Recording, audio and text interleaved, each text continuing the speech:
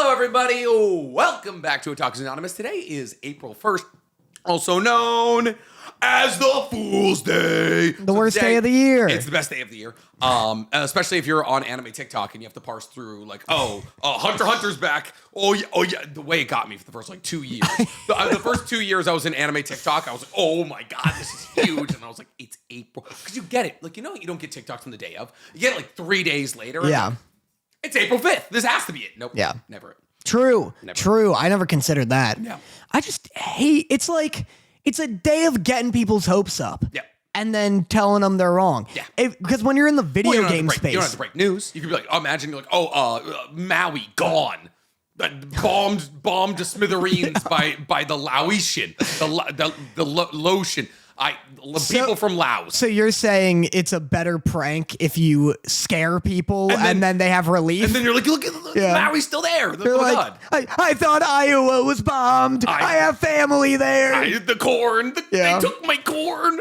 No, if you're in the video game space, it's just a whole day of developers being like, check out this sick new DLC. Mm-hmm. Psych, we didn't do anything. Yeah, it's like Mojang being like, today, this year we're dropping 2 new mobs. And they're like, haha, just kidding. Billion-dollar industry. Yeah, just kidding. Uber teens. Just kidding. We didn't talk about Uber teens. We should. We didn't talk about Uber teens on the podcast? No. Oh, tell the story. Okay, so I got reached out to. There's no NDA when it's just an email, right? If you didn't sign anything, you're clear. I got reached out to. Even when I sign an NDA, there's a 50-50 shot I still talk about it. I got reached out to for the first and now definitely the last time by Uber and Warner Brothers. Yeah. They sent me an email for this promotion they're doing for, and I guess I'm doing the ad now, technically. You kind of are. Yeah. They sent me this promotion. Except you're saying how fucking stupid it is, which I guess is also an ad, kind of like your banana onion juice. They sent me an email, and they're like, hey, Uber is partnering with the Minecraft movie for Uber Teens, where Uber Teens can get a free ride during the month of whatever, April, I guess. Mm-hmm. During the month of April, as long as they're going to see the Minecraft movie. Yeah. Can I just say something? Yeah. Uber Teens sounds like the next step up from Hitler Youth. Yeah, I agree. Uber Teens. Yeah. like you hit 12 and you go from Hitler Youth to Uber Teens. Yeah. And I was like, what the hell is Uber Teens? And I looked it up, and it's like an Uber. It's part of the Uber app where apparently you need to be like 18 and older to sign up for Uber and get rides from Uber. Yeah. But if you sign up for Uber Teens, then your young, impressionable, vulnerable teen can get driven by a complete stranger. Your 13-year-olds can get into a car that the car driver knows you are 13 years old. Yeah, the driver can also sign up for Uber Teens, and knowing that they're going to be specifically driving for Uber Teens. I would have a sign up for Uber Teens, and then everybody who signed up for it is disqualified. Is executed. Everybody else gets to drive. Yeah, and Uber's like, no, it's totally safe. We only hire fired bus drivers. Listen, guys, they're technically contract workers, so they don't need to go through things like criminal background tests or anything like that. We only hire gray area fired school bus drivers. It's completely safe and legal. 100%. They just hit one kid. Yeah. That was it. Listen, in my day, it was 3. That was the cutoff. But so they sent that, and they were like, we'll pay you $10,000 if you do this. And I was like, great googly moogly. Guess who's advertising Uber Teens? Holy shit. The reason I bring up the price is because, and I don't usually like to talk about what we're paid and stuff like that. The reason I bring up the price, and it was 10 giggity miggities, is because hopefully it lets people prove that I have integrity, because I sent them an email back and I was like, hey, let me make a counter offer. I'll make 3 ads promoting the Minecraft movie. Yeah. If I don't have to say the words Uber Teen. Yeah. I was like, I'll give you an unlimited amount of Minecraft movie ads for that price if I don't have to promote this app that specifically has children getting into a car with a stranger with what I consider to be not that many safety precautions. I do love the idea that we've now hit a point of society where we're like, well, I'm not going to drive my kid to the Minecraft movie.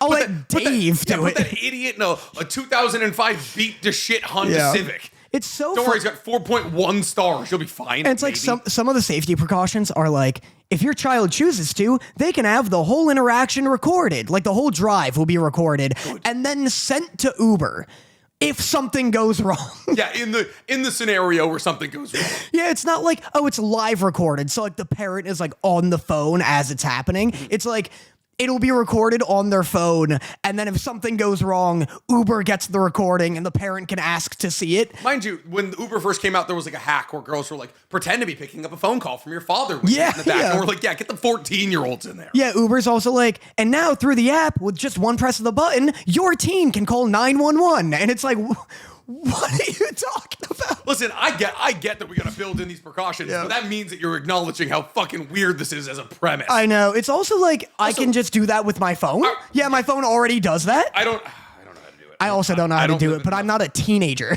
That's it. That's the Yeah. one. Up on the volume and the what would you call the closey button?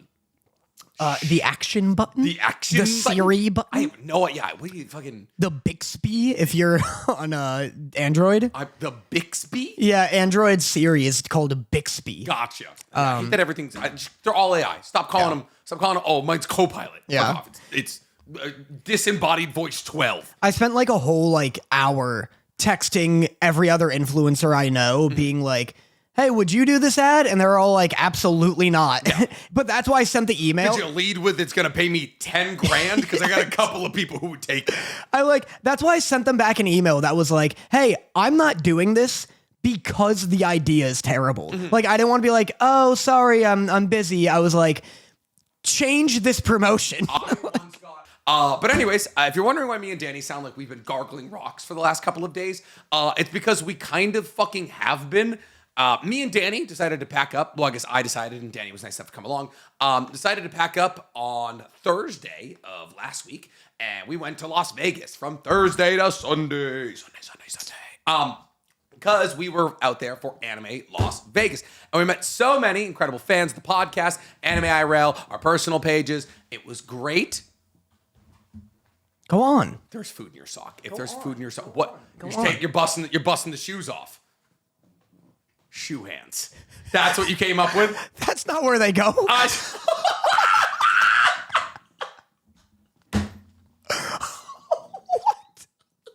We still got it. We're back. We're so back. We're so back Like, at the same eat quality. That? No, it's the wrong side though. I don't wanna. I thought we were back, Dan. What happened to being back, Dan? Yep. Cheat the camera. Will you? Dan, I didn't. What do you mean, no? I was never bit guy. You're not doing a bit. It's National Bit Day. I'm not bit. Someone in chat said a no bit on National Bit Day is a crime. I agree. That was great. Full lick. Oh, don't actually do it. Oh, why'd you do it? Why'd you do it? What do I do now? How I do it? Oh, you need water. Oh, no. Oh, yeah, my shirt. My shirt you used to wipe off your shoe tongue. I gagged. Oh, good. You guys remember when Asmongold took a sip of Fiji water and tasted the rot in his mouth for the first time and almost puked? Yeah, so do I. Yeah, that's like the same. Yeah, that's us, baby. This is our equivalent. All right, I'll figure out another. Shirt pants? Shirt pants? There's only 2 holes, though. It's 3 holes. Well, what are you there's talking 4 about? holes in a shirt. No, I mean the shirt is my pants. The shirt is your... Oh, that works. Yeah. But your beanar. But my schloinky. Yeah, you got a dedicated yoinky pocket. So we were in Las Vegas for Anime Las Vegas. We were wrestling in the Anime Slam Vegas event. It was absolutely incredible. We had like 500 or so people come out. An absolutely electric crowd. So much fun. Record-breaking numbers of attendance at Anime Las Vegas. I'd like to think we have something to do with that. And yeah, no, it was absolutely awesome. We brought out Ricochet, AEW superstar, fantastic guy, wrestling with the songbird of wrestling, Ricky Tenacious. Anytime you say AEW, you just clear over the E, and I hate it. AEW. AEW. You always go like AEW. You're saying E. But no one knows what the fuck you're talking about. It sounds like you're saying American AEW. experienced No, I know, wrestlers. but I'm saying you're not enunciating the E enough. E is not first off, E is very when is E ever enunciated? AEW. Give me an English word where E is enunciated. When it's an acronym, idiot. What? Okay. Give me an English word where E is enunciated. Elephant. The L. Elephant. Okay, hold on. Hold on. My move. Yeah, okay. You've played your monster in defense. Mm-hmm. Don't make me go get the Dark Magician Girl card. Oh my god. All Elite Wrestling is what AEW stands for, mind you. Oh my god, I can't do it. Yeah. E is very rare. Ever. Ev. No, that's a pretty good answer. I almost said extreme, and then that almost made me kill myself. Yeah, see? But he's very rarely enunciated. Anyways, in the AEW Rick Shades Superstar Wrestler was absolutely incredible show. That video is going to be coming out in a couple of weeks here. What? They said energy. That's not true. N. Or G. Yeah. Is like, it's the R. It's like energy. There's a reason that there is a pro gaming team called Energy, spelled E, or no, it's ready. Final answer. NRG. What? Enough. Enough. Yeah, good. Yeah. Wow. Thanks, chat. And that was that's our bit right there, ladies and gentlemen. Nick and Danny do fucking. Hey guys, we have one episode of one show to talk about today. I'm sorry that we're stalling. Yeah. So yes, we actually don't have a ton to talk about on account of the fact that we did our spring 2025 look forward last week. And the only thing we didn't talk about was the fact that One Piece is coming back, which, Danny can't talk about. So this week we have a couple of fun things planned outside of our soul leveling recap. We're going to be Two Fools in an April. Yeah. 2 Fools in an April. Mm-hmm. Which is that about us? I think should we it should be anime things. Do anime takes. I thought about it, but I didn't. Let's do anime takes that two anime takes we believe and one we don't. All right. We didn't take any time to come up with it. We didn't take any time to do it, which is fine because we can just sit here and make them watch us. And then we are also going to be doing a March Madness bracket of all of the anime that we've watched on this channel. Should we do chat? Yeah. All right. Here's what we're going to do, chat. I'm sorry. Should we do like a Marvel game or something? Or like a Star Wars game? No. Because it's April Fools. Like, should we be a different podcast for a sec? Fuck. We should have watched like a Marvel movie or something. We should have watched Daredevil. Or She-Hulk. We should have watched She-Hulk. It's not too late. So chat, it's too late. It's literally too late. Yeah, we'll avoid 5 o'clock traffic right now. Here till 9. Chat, think of something like that if you can. That's like a different podcast we type run activity. The escape pod for a day. That's what I'm thinking. Fuck me. God damn it. We should have called Andrew. Hold on. I'm going to call Andrew real quick. Okay. Maybe he has okay. I'm calling Andrew. Pause for Waffalo. It's your fault that Danny doesn't do bits anymore because now everyone just says that he's cute and funny. And before, Danny was scrappy. He was hungry. He decided that he needed to leave an impression. Now he just goes, oh, Gravity Falls. More like grabbing these balls, and everybody just stands up. Round of applause for Dan. Give me your glasses. Give me your fucking glasses. Give me your hair. I'm Nick. Give me your hair. This is literally just the Death Note video part 2. All right, so to bring you back here, we just had to cut about 20 minutes of Shoe Hands and I having a conversation because we realized that it's April. This is all like a I told you, Danny, there was a time you put effort in. So anyways, we were trying to figure out if we could call the escape pod and have them be us and us be them. Waffle didn't pick up. So and next week's gonna be so fucking. And next week busy. we have 9 anime to talk about, so we can't do the April Fool's Day thing going on then. This is the worst day of my life. We're just gonna do the podcast, and we're gonna chug on through here. So like I swap chairs isn't enough. We've done swap chairs. Yeah, we've done that. That's why I don't. Also, it fucked up all of our cameras. Yeah, our body, our cameras just straight up don't understand each other's bodies. It's not enough. It's never enough. So we are going to get directly into either our solo leveling, 2 Fools in an April, or our March Madness bracket. I do want to give a little exposition on what's going on with the March Madness bracket here. We have 32 anime, not seeded based on anything. Like to give you a little peek behind the curtain here, our 1 seed is Elusive Samurai. And our 32 seed is Mashal. Stank just kind of threw in seeds. That's fine. I was going to say based off personal enjoyment or popularity would be a good way to see them, but it's really not, the seeds don't really matter.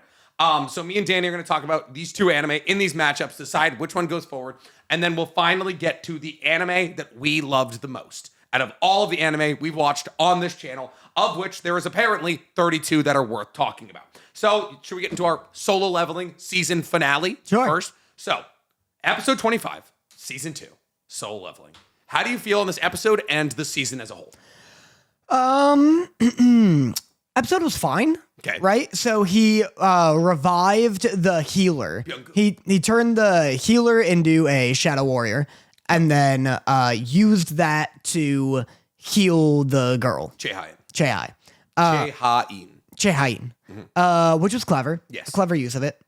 I like... It was funny to me that he was like...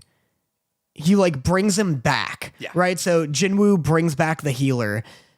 And then one of the S-rank hunters was like... He grabs Jinwoo and he was like... He wouldn't want to be back on the battlefield. Yeah. And I really thought Jinwoo was about to turn around and be like, hey, I didn't ask. Hey, buddy, I just saved your ass. Yeah. He was like, because he was like, this is the second time that you've grabbed my shoulder. Yeah. The first time was to give me an order, and this time was to ask a sincere question. Yeah. And I really wanted him to be like, and just like last time, I'm going to fucking ignore you. Just like last time, you have no position over me. Yeah. Just like spits at him. It's kind of different in the manhwa, kind of interestingly. Like in the manhwa, Jinwoo is just like, first off, we talked about last week where he doesn't try to use the elixir of life on her.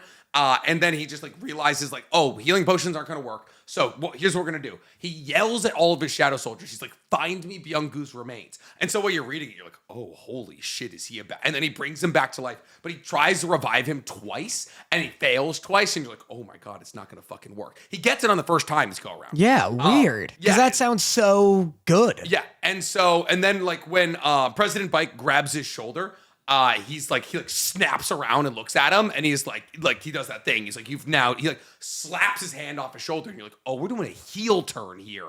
And they kind of like cut a lot of the intensity and tension out of it for some reason. Yeah, what the hell? They also... That sounds so good. I would have eaten all that up. Yeah. And so like it's all to build this sense, because that conversation with President Bayek is supposed to be like, oh, releasing the valve. You're like, okay, Jin was a good person kind of thing. And you don't really get that from the anime's telling of it. On top of that, this episode they cut so much shit. Really? So like, all right, how did you feel about the ending of this episode being like, oh, this is the last episode of the season? It's fine. But like, it was no last episode of first season where he like gets a new class. Right? So like it's like, oh, cool. He's now in a red gate for the second time in like 5 episodes. Yeah. None of these enemies have any faces. He's making like this seem like it's absolute light work kind of thing. Yeah. Like, and then you're like, oh, cool, season 3, super excited for. Like, if you had to, like, what are you looking forward to in season 3? I'll be honest, I'm looking forward to the same thing that I've been looking forward to with every episode. Yeah. And that's just like another cool fight. So like, it doesn't bother me. Yeah. But it also hasn't like changed my opinion or like improved it on Solo Leveling. Because Solo Leveling is the epitome of just like Doritos to me, where it's like, damn, these still hit. Yeah, like, damn, this still hits. It's not my favorite food ever, but like... Neutron, please no. He's so curious about shoe hands. Yeah, he's like, what? I've never seen this part of human culture. It's like Doritos, where like, once I eat one, I'll keep eating them, and I'll be happy to keep eating them until there's no more. But like, one Dorito isn't particularly better than another, and I'm not like... That's not true. Oh, if you're eating Cool Ranch Doritos and you get that one that's just like absolutely littered in those red and blue little spice thingies they put on them. Oh my God, is that the best Dorito in existence? All right, I stand corrected. So this episode, this episode ends I think it's book 8 of like the colored manhwa, and the chapter Shoe hands, versatile. You know what'd be fun? What? If we somehow got the dogs to stay in these chairs for like 2 hours and we had the mics under the table. And so it was like they were doing the podcast the whole time. Dude, next year, we better still be doing this podcast because I'm going to come in swinging. I'm still doing this podcast. Yeah, just you. Just me, baby. Oh, you think I want to do a one-man show? I've tried it before. I just get drunk every episode. So this episode ends volume 8 of the manhwa. And there is 20 to 25 pages they cut there is this entire everything that happens after the memorial service. They introduce the Americans. So America has 2 national level hunters, and it's like Thomas Andre and one other guy. And like the American, like Go Junhee, like the old guy who's in charge of like the Korean Hunter Association. Sure. So he has like an equivalent in America who's trying to recruit Jinwoo kind of thing. And so at that end where Jinwoo's doing this dialogue where he's like, hunters need to hunt, but they need to stay cognizant of becoming the prey themselves. That entire dialogue is because the end of Volume 8 sets up the facts that national level hunters, remember the Chinese guy on the boat, are all interested in Jinwoo and like all want to fight him, fuck him, or recruit him kind of thing. And so now there's like 5 people heading into Volume 9 that are all like on Jinwoo's ass. And for some reason, they cut all of it. Listen, I liked this season a lot. I thought it was as good, if not better, than season 1. I thought this episode was good, but I was like, if you're trying to set up a cliffhanger, if you're trying to set up people to be interested in season 3, which might be years away, mind you, give them something to buy into. Yeah. I don't think anybody's going to stop watching between season 2 and season 3. But it was a weird choice to be like, oh, here's all the momentum we have. Let's not use any of it. I mean, I don't know. We did get to see that Chinese hunter, and that was pretty hype. Yeah. And we also saw some pretty cool, like, antagonist designs. The, like, wolf dude in the cave. Oh, yes, the Beast Monarch. Yeah, that was pretty cool. Yeah. So, yeah, I think it was enough. I mean, like, it definitely wasn't, like, a crazy, like, Demon Slayer entertainment district ending. Yeah. But, like, I agree. I don't think anyone who was into this season is going to, like, stop or like not be excited for season 3, but I think the whole show is just like, oh, it's a really cool fight, whatever, but I never like feel anything towards any of them. So I'm not shocked that I don't feel anything at the end of the season, you know? It's so like Thomas Andre, the head of the Scavengers Guild, the one that has like Dong Su Huang, the like baldish guy who wants to kill Jinwoo. He is the strongest hunter on Earth. And so he, like, because Dong Su Huang wants Jinwoo dead, he, like, at the end of this Volume 8, he's like, okay, like, everything in the Scavenger Guild is my property, and because Dong Su Huang is my property, like, I'm gonna go, like, fuck Jinwoo up. Yeah. So, like, it's, dude, the setup at the end of Volume 8 is, like, one of the best ones in all of Soul Leveling. I get they cut it for time, but they also added a bunch of stuff. Like, add so much shit about Japan. Yeah. Like, there was never... So, like, they're talking about, like, Plan 9, and, like, all the, like, the Japanese S-ranked hunters need to, like, coalesce back with a secondary strike force so they can go wipe out the ants. Doesn't exist in the manhwa. Interesting. They're just like, oh, Japanese hunters would never retreat. When in the manhwa, they just do absolutely retreat. Yeah. Yeah, it's just... That's the thing about it becoming an anime. Weird. Interesting, the stuff they're changing. I'm bummed that they changed like his little heel turn moment. Yeah. Because that's the stuff that I love about the story. I love that it's like this power fantasy, but it's kind of stripping away Jinwoo's humanity. Yeah. So yeah, but I don't know. I mean, you know, They just wanted to make him say like one time, but two, like, oh, look, he raised him. Also, like, when he like raises Byung-gu, says Byung-gu, like, he heard his voice. But like in the manhwa, it's just his choice. Like, it's his choice. So I couldn't tell if he was lying. Right? Yeah, Like, which would have been cool. What do you mean? Yeah. And so, but in the manhwa, Byung-gu heals Chae-Hain without him asking. So he's like, oh, I could tell what kind of person he was while he was still alive, which he still does in the anime. But the episode was great. The season was great. Do you like it more or less than season 1? It all kind of just melts together. Fair. It's just like, oh, he's using daggers to stab somebody's eyeball. Probably more than season 1. Yeah. The last episode, the Igris fight's really good in season 1, but like the first few episodes were really good in this. Like episode 1 was really strong with the bear. Baron was really good. The fight against the ice elves was really good. The fight against 4 or the 5 orc. were really good fights. Yeah. Against Biru, the Ant King was absolutely fucking insane. Yeah. Dude, the impact frames they gave to Liu Shizhang. Yeah, sick. Dude, that looked so goddamn good. That's basically all the screen time he gets in the manhwa, though. Really? I think they're going to try and give more screen time to the national level hunters. Everyone was saying, oh, they made his scene longer. They simply didn't. Like, that's exactly the scene he has in the manhwa, but, like, they made it fucking dope. Yeah.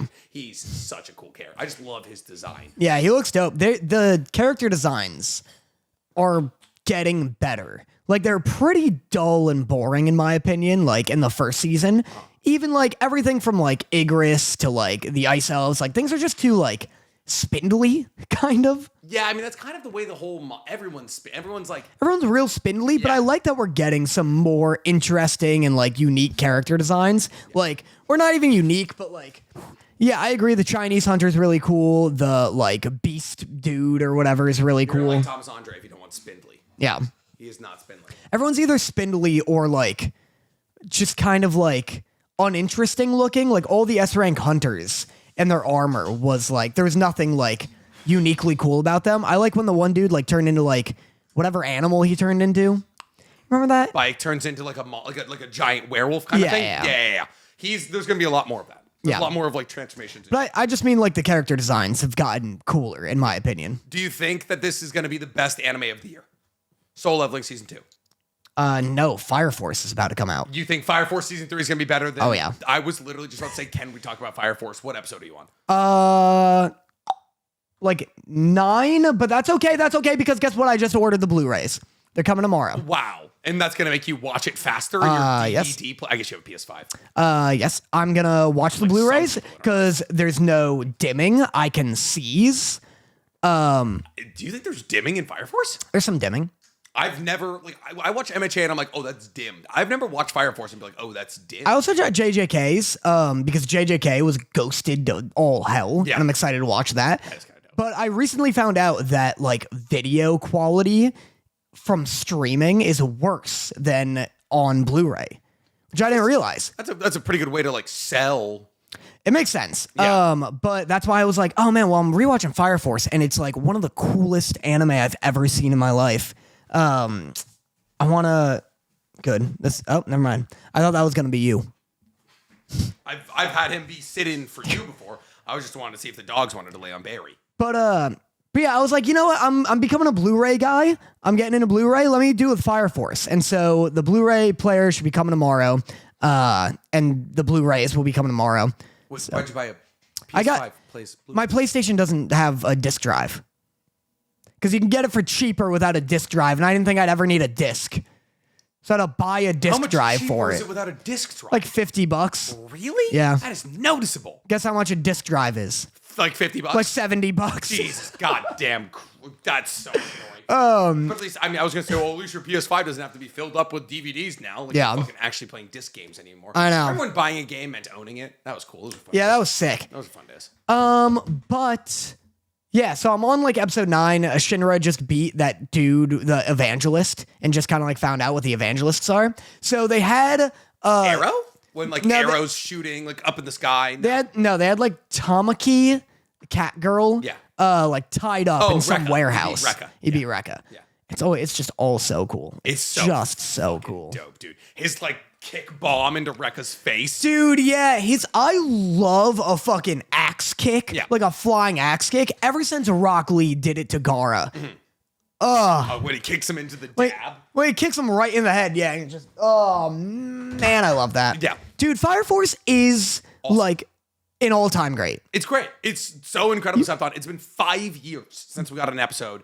Yeah. You get rid of Tamaki and the whole show improves tenfold. It becomes like legitimately top 3 best anime. 100%. Like it's funny. The pacing is incredible. The character dynamics are great. Like Obi is great. Like all of the characters are so different from each other. Like Arthur's an idiot. Shinra's like your classic MC, but like also kind of an idiot. Like I love Maki as a character so fucking much, dude. When she gets Tekio, her like flying sputter, and how far have you made it into Fire Force before? All of season 1. Okay. When she gets her flying hammers and she's fighting against Flail in the Nether. So I'm on episode 22 right now. So Sho and Shinra just started fighting. Of season 1 or 2? 1. Gotcha. So you've seen Sho and Shinra's fight, right? Yeah. Okay. I'm just there right now, and it's like you see like the demon footsteps, and like Leaked is like flying, like he's like trying to like track their fights and all that. So goddamn sick. The pacing, the sound design, dude. The second opening for Fire Force. So like the first one's really good. Really I don't famous. remember. It's Mayday. Okay. Stank, feel free to just like mute this part of the podcast. But I'm gonna show. Listen, it's called Mayday. It's by Cold Rain. If you want to look it up on yourself. I'm so into this. It's so good. They have so many. Every opening Fire Force ever uses is incredible. Yeah. This one in particular is my favorite, and I think out of all of the OPs, it is the most slept on. Dude, Fire Force is also so actually like deep. Yeah. Like it's got so much. Dude, the world building is fucking crazy. World building's incredible. I love like one of my favorite episodes in the whole show, from what I've seen, is like episode 4, I think, when they like up until episode 3 or 4, all you've met are these infernals that are these like sick fucking demons, and they're like causing a ruckus, and Shinra and Arthur like it's like Bleach when it's all just like faceless hollows kind of thing. They're all faceless hollows, and then they're going on a mission, and Shinra and Arthur are like, all right, let's fucking get this done. Like, we got an infernal, we're gonna take it out. And they like run in with their weapons, and their like lieutenant is like, put your weapons away. None of the family members want to see you run in with a gun axe. Yeah. And so, and like that's cool. I like that they're being trained to deal with like public perception as well. He's like, it's disrespectful to show weapons. Like, people don't want to see a gun axe in a firefighter's hand. They want to see a priest come with us to like usher their loved one into the next life. And they go in, and the infernal there is just a guy sitting at his table, like waiting to be killed. Yeah, like just waiting, just like trying to hold on to what he remembers of being a human. And they just like quietly put him down. And it's like, the firefighter thing isn't just some slapped on theme that they decided to write a shonen around. Like, they looked into what a firefighter's job actually is and like what their responsibilities actually are. And so it's like, people see firefighters as heroes, but like, what does that mean? Like, it means that they have to deal with the public, and like sometimes there's casualties, and like the firefighters will get blamed if they didn't like work hard enough. Yeah. So yeah, like, it's so goddamn good. It's like, and then there's also like the great cataclysm and all the world building and like the religious orders and the different, there's 8 fire companies, each of them with their own unique personalities. Yeah. Like Fire Company 1 is tied to the church. Fire Company 3 is tied to Hajime Industries. Yeah. There's like Amaterasu. There's the pillars being revealed, the evangelist's grand plan. And it is all, I've been rewatching it. I've read the entire manga, like back to forth, like front multiple times. I forgot how much foreshadowing is. Like, there's so much foreshadowing throughout the story. It's like One Piece-ian levels of like, people are gonna like, oh, One Piece. It's an almost 300 chapter manga. It's pretty long. And we're getting foreshadowing in the first like 20 or so chapters of stuff that doesn't happen for hundreds of chapters down the line. Yeah. Like, I'm not gonna tell anybody anything that's going on, but like when Shinra gets asked the question of like, why do you put man at the end of everything? His explanation literally foreshadows like kind of the end. Like, crazy. It's crazy. Whoa. Yeah, and that's episode like, I think it's episode like 16, 17, so it's no later than chapter 50, 60. I'm so upset that it's ending. This isn't gonna be the last season. It's like part 1 of the last season. It'll be, so season 1 and season 2 are 24 episodes. Yeah. Season 3 will probably be 24 episodes. Season 4 will be 12. Yeah. So if you were to pick up the Fire Force manga right now and read where the manga or season 2 leaves off, it's chapter 174. There is 275-ish chapters in Fire Force. No, 3rd season's its final season. Confirmed. That's insane. In 2 cores. Yeah, 2 cores just means 12 episodes. Yeah. 24. There's almost 100 chapters left. It's going to be moving. Way. It's going to be cooking. So the average pace, like Fire Force does have the fastest average pace of manga to anime adaptation out of any modern day manga. Like it's not even like close. It's like 3.5 chapters per episode, which is fucking nuts. So in 48 episodes, they cover 174 chapters of content. So it's 3.65 chapters per fucking episode, which is insane. That is insane. But there's 272-ish to 73 chapters, which means they would need to adapt 4 chapters per episode for 24 episodes to close out the story in season 3. That's going to be nuts. It's going to be cooking. It's going to be moving. But who knows? Crazy. I mean, yeah, it probably will just be like 2 cores of 12 episodes. Mm-hmm. Hopefully not. I mean, if they say it's going to be, yeah. That's why I assumed like, they're going to be able to, it actually might be more than 275 chapters, honestly. It might be like north of 300. Regardless, God, I love Fire Force. It's so much fun. Yeah. It's just so sick. I don't know. It's 304 chapters. That's 130 chapters in... Listen, I'm the only person who gives a shit about that. That's an insane amount of... That's like 4.2 chapters per episode. That's unheard of. No one's ever done that. That's wild. Yeah, I don't know. I just don't want it to end. I'm like... If they slapped a movie on at the end, I'd be pretty happy. Close it out with a movie. That'd be cool. They won't. You're going to love the ending. You're going to love the ending. I know the twist. Oh, you do? Yeah. Oh. And I hate that I know the twist. It's a cool twist. Dude, people are so... It's also a twist that's been foreshadowed for the longest time. Well, like, the twist, which I won't spoil because I'm about to rag on people who do. We could just do a spoiler warning now. Yeah, spoiler warning. We're going to talk about the twist at the end of Fire Force. If you're not interested, mute for like 2 seconds. We'll give Stank will put a big thing on the YouTube video and skip to that. Fire Force is a prequel to Soul Eater. Yes. Yeah. Which a lot of people know because the big old smiling moon. Like, they're like, oh, there's the moon. They're written by the same people. So that's like, he was like, oh, like, I'm going to make Fire Force a prequel to Soul Eater. Yeah. But it wasn't... You don't know how it happened. Well, it wasn't revealed until, like, Endgame Fire Force manga. It was the literal last chapter. But, like, people saw the moon. They're like, that's a Soul Eater moon. Yeah. But, it's just, like... that twist has been such confirmation at how much certain anime fans suck. Because, like, anytime I've made a post about Fire Force, all the comments are like, did you know that Fire Force is blah, blah, blah? And it's like, I'm literally, like, doing a video about how much I love this show. I'm doing a video about how much I love this show 9 episodes in. Yeah, I like it. Just don't get people's need to spoil things. Like, I'd love someone to walk me through the psychology of it. Like, I want to find at a con. I've certainly never purposely spoiled. I want to find someone who, like, writes comments like that, like, just impulsively, like, writes a spoiler. And I want to, like, interview them and be like, why? Why do you do this? You know, Jiraiya dies in episode 152, and you're like, fucking now I do. I just don't get it. Yeah. Like, what does that do? Is it just, like, a little hit? Yeah. I was we were driving to the airport the other day I was getting dropped off at Las Vegas airport before we like heading home. And I was just like laughing. I was like laughing about how I was just a drunk mess on Saturday night and I was just rolling bad. And I was like, I just want everybody we were there with to just like treat me like Jon Snow when he got stabbed a bunch. Like just like for the Night's Watch. And Jason from the back just goes, bad time to bring this up, but I haven't gotten to that part of Game of Thrones yet. And I was like, it was literal rock bottom for me. I was like, I was literally talking about how I want everyone to punish me for being a shitty person. And then Jason was like, yeah, by the way, you just spoiled one of the most important moments in Game of Thrones for me. And I was like, oh, no.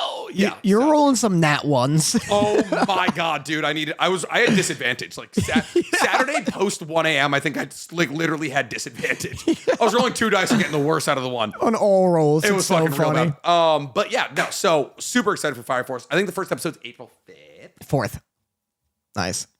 God, I'm so hyped. Oh, it's gonna be so good. It's gonna be so restorative to my fucking soul, dog. Yeah. Oh my God. But yeah, so Fire Force is coming and it's coming hot. Huge. I'm also gonna be filming an entire recap video on all of season 1 and season 2. That's why I'm rewatching it right now. Fire Force is one of those shows, and this is something I want to talk to you about right now.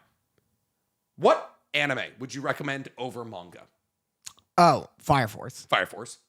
Over, like, Fire Force is at the top of the list. 100%. I genuinely could not imagine reading the manga of Fire Force. Because sometimes when I, like, really like an anime, I'll be like, you know what? I should go and read the manga. Because oftentimes I find that it can be better because it's, like, more detailed. And, like, there's no better feeling than, like, turning a page and hitting just a double spread of fucking just some sick-ass pose. Like I think One Piece, the manga, is like the better way to go about 100%. It. Because the manga is just like gorgeous. It's faster to get through. Yeah. Like I'm not like no hesitancy. Yeah. Every one of the big 3, the manga is better than the anime. Naruto? Naruto is the best, excluding Thousand Year Blood War Arc, the best anime adaptation out of any of the 3. Because there's no pacing issues. You can just cut the filler. Same thing can be said about Bleach, but it's got like this anime only ending because they didn't want to adapt the TYBW arc and all that. Yeah. One Piece's anime adaptation is the worst, but I'd argue its manga is probably the best. Yeah. So I would say if I was telling anybody, I was like, you want to like get into the big 3, read the manga. Yeah. I wouldn't say that about. I actually might say that about without the existence of Kai. I might say that about Dragon Ball. I think Naruto's. I'm surprised. I mean, I haven't read Naruto's manga. I've tried. And I don't know, the art doesn't do it for me like One Piece's does. You're forgetting old Kishimoto, dog. You're forgetting, dude, Kishimoto used to be in his fucking bag, dude. But you don't get the like, You know? Yeah. Yo! Dude, old Kishimoto's art style was so sick. You don't get that like full ocarina like soundtrack. That's pretty cool. The Land of Waves arc looks like so goddamn good. So yeah, I would say Fire Force, like anime over manga 100% because the sound design's too good. Yeah. The colors are astonishing. Yeah. You get Shinra being a weird little weirdo. People hate on the dub. I love the dub. You brought me over to it because I do like, it didn't occur to me that I'm supposed to think he's dorky. Yeah. But I do love him being like, that's what Shinra sounds like to me. I've only ever watched the dub for like because I'm like, oh, sub's good, and I'm entranced by the sub. I do like him being like, then call me save her just in time, man. I love it because like he's supposed to be a dorky idiot. Yeah, what a weirdo. Another one that I would say anime over manga. Demon Slayer. Yeah, absolutely, 100%. Do you have one before, or do you want to guess what? Mine was Demon Slayer. Yeah, mine's Chainsaw Man.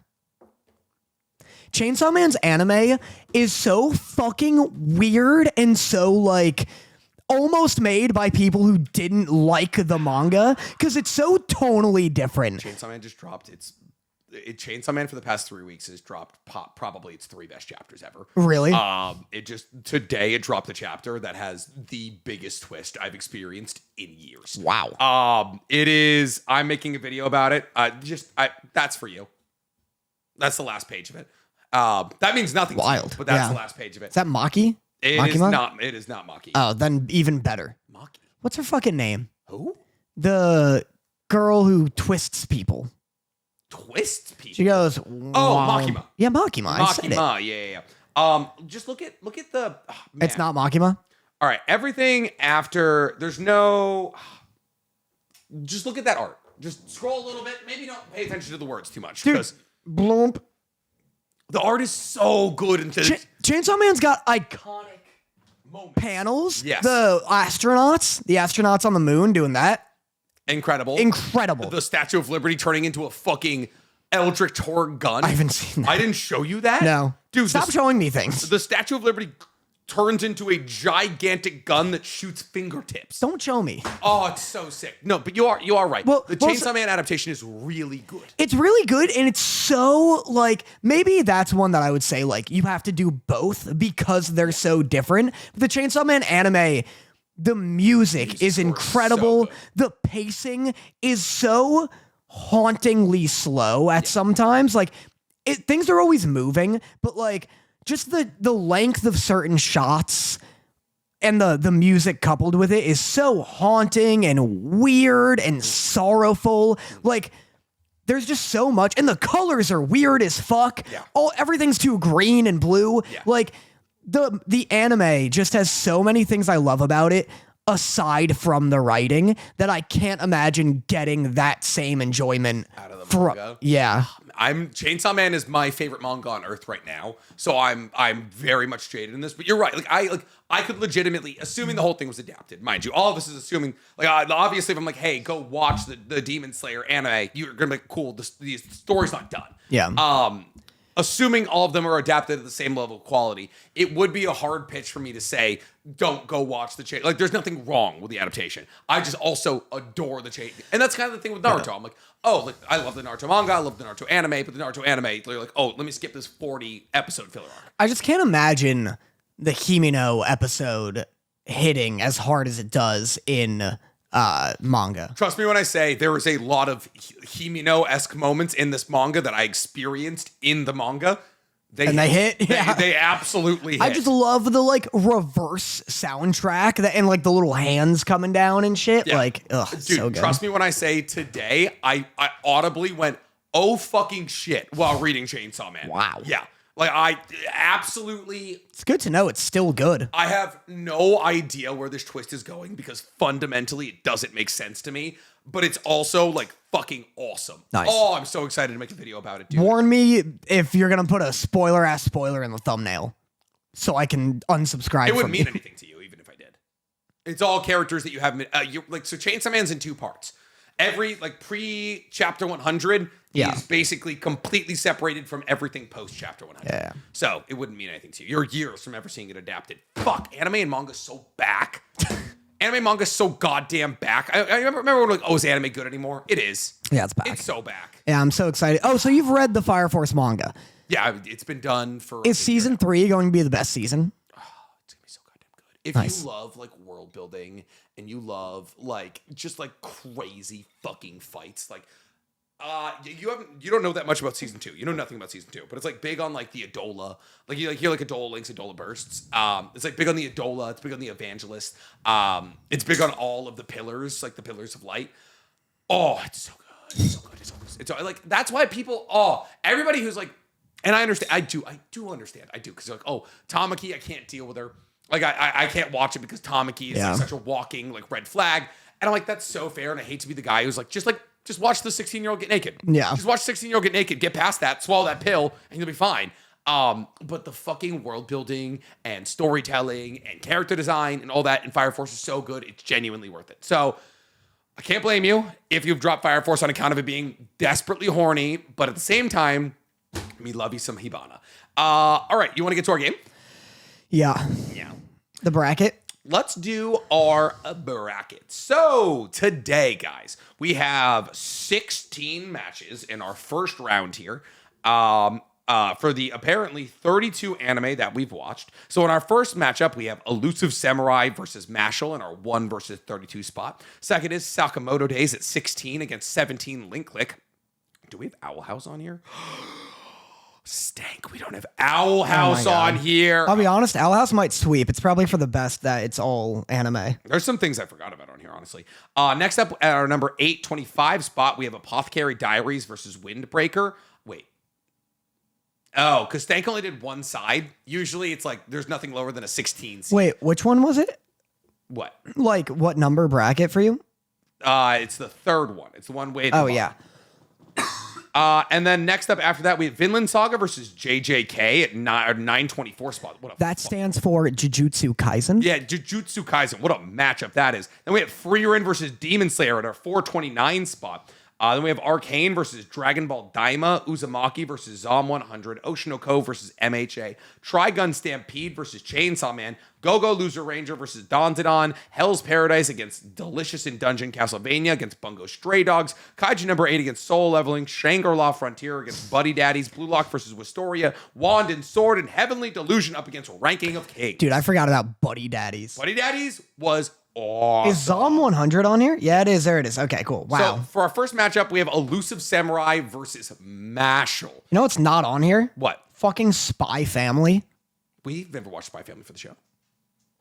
Have we? I don't know. I've reacted to it. I can't imagine. Oh, that was in Connecticut. I don't think we've. That's so weird. I don't think we've ever watched Spy Family for the show. Wow, that's I think funny. I've watched Spy Family while on the show. But it's been a long time. Oh, so I was watching Spy Family, the most recent season, where like on a boat with Dorothy. I don't think we talked about That's it. That's so funny. Yeah. All right. Number 1, Elusive Samurai or Mashal. I haven't seen Mashal, but I think I'll be damned if you say it's better than Elusive Samurai. I knew for a fact this was going to be contentious from the get-go because this is an anime I don't like and an anime I do like, and the exact opposite for you. You don't. Here's the thing. Elusive Samurai it's so fine. Elusive Samurai is unseasoned mashed potatoes. I'm not going to say no to it, but fuck, don't give me a whole plate of it. Elusive Samurai is... Come here, dipshit. It is a wedding cake. Okay. Looks gorgeous. You can't even believe a human being created it. Yeah. It's got so many tiers. It's elegant. You eat it on a special occasion. Yeah.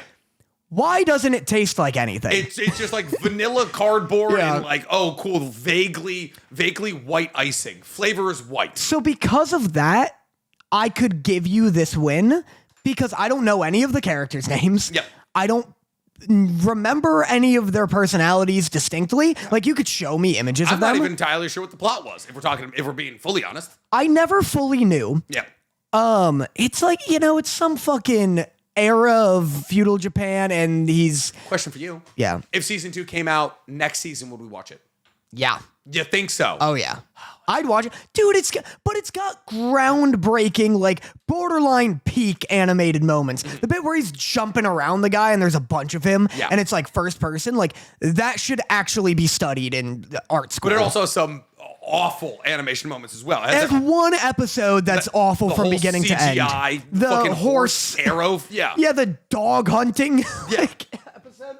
So look, I haven't seen Mashal. So if you think it's better, then I'll give it to you because you've seen both of them. See, Mashal has 2 seasons. Mashal is funny. It's the telling of Harry Potter without him being a Nepo baby son of a cop who in the new upcoming show is going to bully the only black guy at Hogwarts.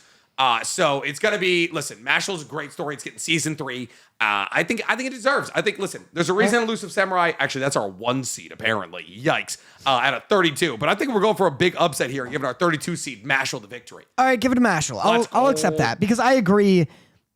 Elusive Samurai is my favorite show I know nothing about despite having watched it from beginning to end. We definitely should be writing this down. We definitely should be spanking our Yonkies. Oh. Yeah. Can I do a quick aside? Yeah. I turned off chat. Do a quick aside. What do you mean you turned off chat? I like the idea of like, hey, can I do a sidebar from this podcast real quick? And then just saying something outlandishly like offensive. But that's off the record. So. Quick aside here, because Danny brought up Las Vegas. Danny spent the first like 12 hours we were in Vegas just like harumphing. You caused it. Danny harumphs so hard. And I was trying my hardest to make a fun trip for everybody involved. So I spent like a couple of days in Vegas just being like, Danny, do you like me? Danny, are you happy to be here? Are you happy to be here? And he's like, I could be working and also at home with my dog. And I was like, please love me. And then we started doing a bunch of fun activities and hanging out with a bunch of friends. And by the end of the trip, Danny said it was the most fun he's ever had in Vegas. And that's he enjoyed true. himself. You guys want to know why I was harumphing? Danny was harumphing. Because Nick... Should I show them the photos? Which? You can talk about the zipline? Sure. Okay. You can show them. The photos are funny. Listen, if you guys are curious about seeing a couple of zipline photos that Danny got, I'm going to show them at the end of the podcast. Make sure you remind me. And if you want to see Danny fly down a zipline, or at least the photos that we got of him, make sure you subscribe to the Patreon. Here's why I was harumphing. Because Nick is arguably... Nick is a great friend and an obnoxious boss. Yes. Yes. Where for this Vegas trip for Anime IRL, it was pitched that we're going there and we're going to do this big wrestling thing, which even though like incredibly fun, mentally like takes a lot of preparation. Like we're going to have to wrestle something none of us have done with people. We're all fucking sick at it. We all fucking crushed it. Yeah. We all got a cool move to do and impress our parents with. We are doing something we've never done with people we've never met before in front of like a crowd of 200 to 300. I think it was closer to 5. Yeah, the crowd was gigantic. Yeah. Live with 3 days of training. 3 days is a stretch. With 4 hours of training. 4 hours of training, yeah. Across 3 days. So that is like, okay, considering what all of that is, devoting a whole weekend to that is appropriate. But then, as the weekend gets closer, Nick just out of nowhere, on a random day, will be like, oh, by the way, we're going to do a maid cafe thing where everybody's dressed up as a maid and doing a little dance. And that I canceled at 3 a.m. because we were all drunk as hell at 3 a.m. Bleary-eyed in an Uber, and we're like, we have to be at a maid cafe in 9 hours. But like literally a week before we go out, Nick's like, we're doing a maid cafe thing. And then a week before we go out, Nick is like, oh, also we're going to do a chugging contest where the loser has to do this zip line across the Vegas Strip. Yep. And so Nick just keeps adding random shit. Mind you, I already like don't love like vlog type content or like Anime IRL is like out of my comfort zone. I love just being a guy in a chair yapping. And so then Nick kept like throwing on spontaneous activities. Yes. And then we do the chugging contest. This is the part of the podcast where you realize me and Danny, though best friends, are very different people. Oh yeah, absolutely. And then we do the chugging contest.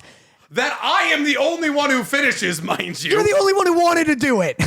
We chug. Nick's the only one who finishes it. And I'm like, you know what? Fucking, I'll do the zip line. I'm going to drink this at a leisurely pace. And so I'm drinking it. I get like an inch down of my like 8-inch long cup. He probably gets 3 ounces into a 24-ounce drink. Yeah, I barely drink it. I suffer one brain freeze, and I'm like, don't care for that. Yeah, no, thank you. 7 brain freezes. Yeah. 7 distinct, individual, and uniquely painful brain freezes. Nick had the most violent chugging experience of his life, and then a stranger came up to us and was like, "Brother, yeah, never miss an opportunity to meet a friend." And Nick is trying his best not to tear this guy's throat out of his neck. Knee, and this guy starts shoving a camera in my face, like, "Say hello to my social media." I'm like, "I'm gonna fucking kneecap you."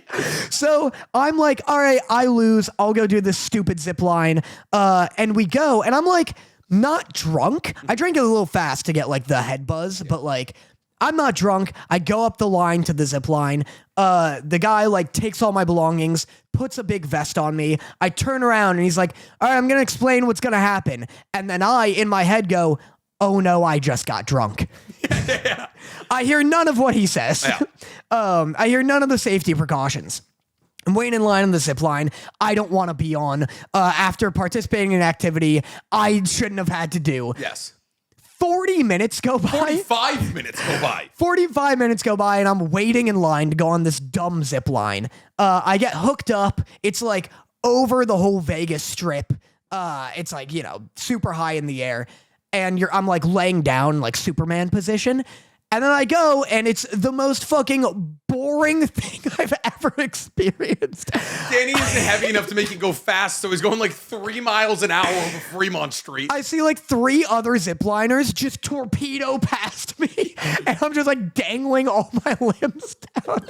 And then I get to cows that get airlifted. I get to the end, and I'm like 30 feet from the platform before my weight isn't enough to like stop it. And so I'm just dangling there. And the lady has to like wheel me in. No fucking way you had to get pulled in. I got pulled in, and I'm like grabbing like uppies, please.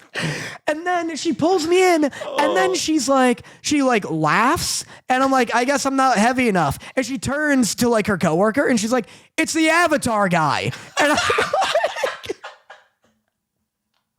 And I'm like, womp womp. And so then I get off. They hand me these photos that I took. I got these big photos like I'm a fucking tourist. And I get off and I look around.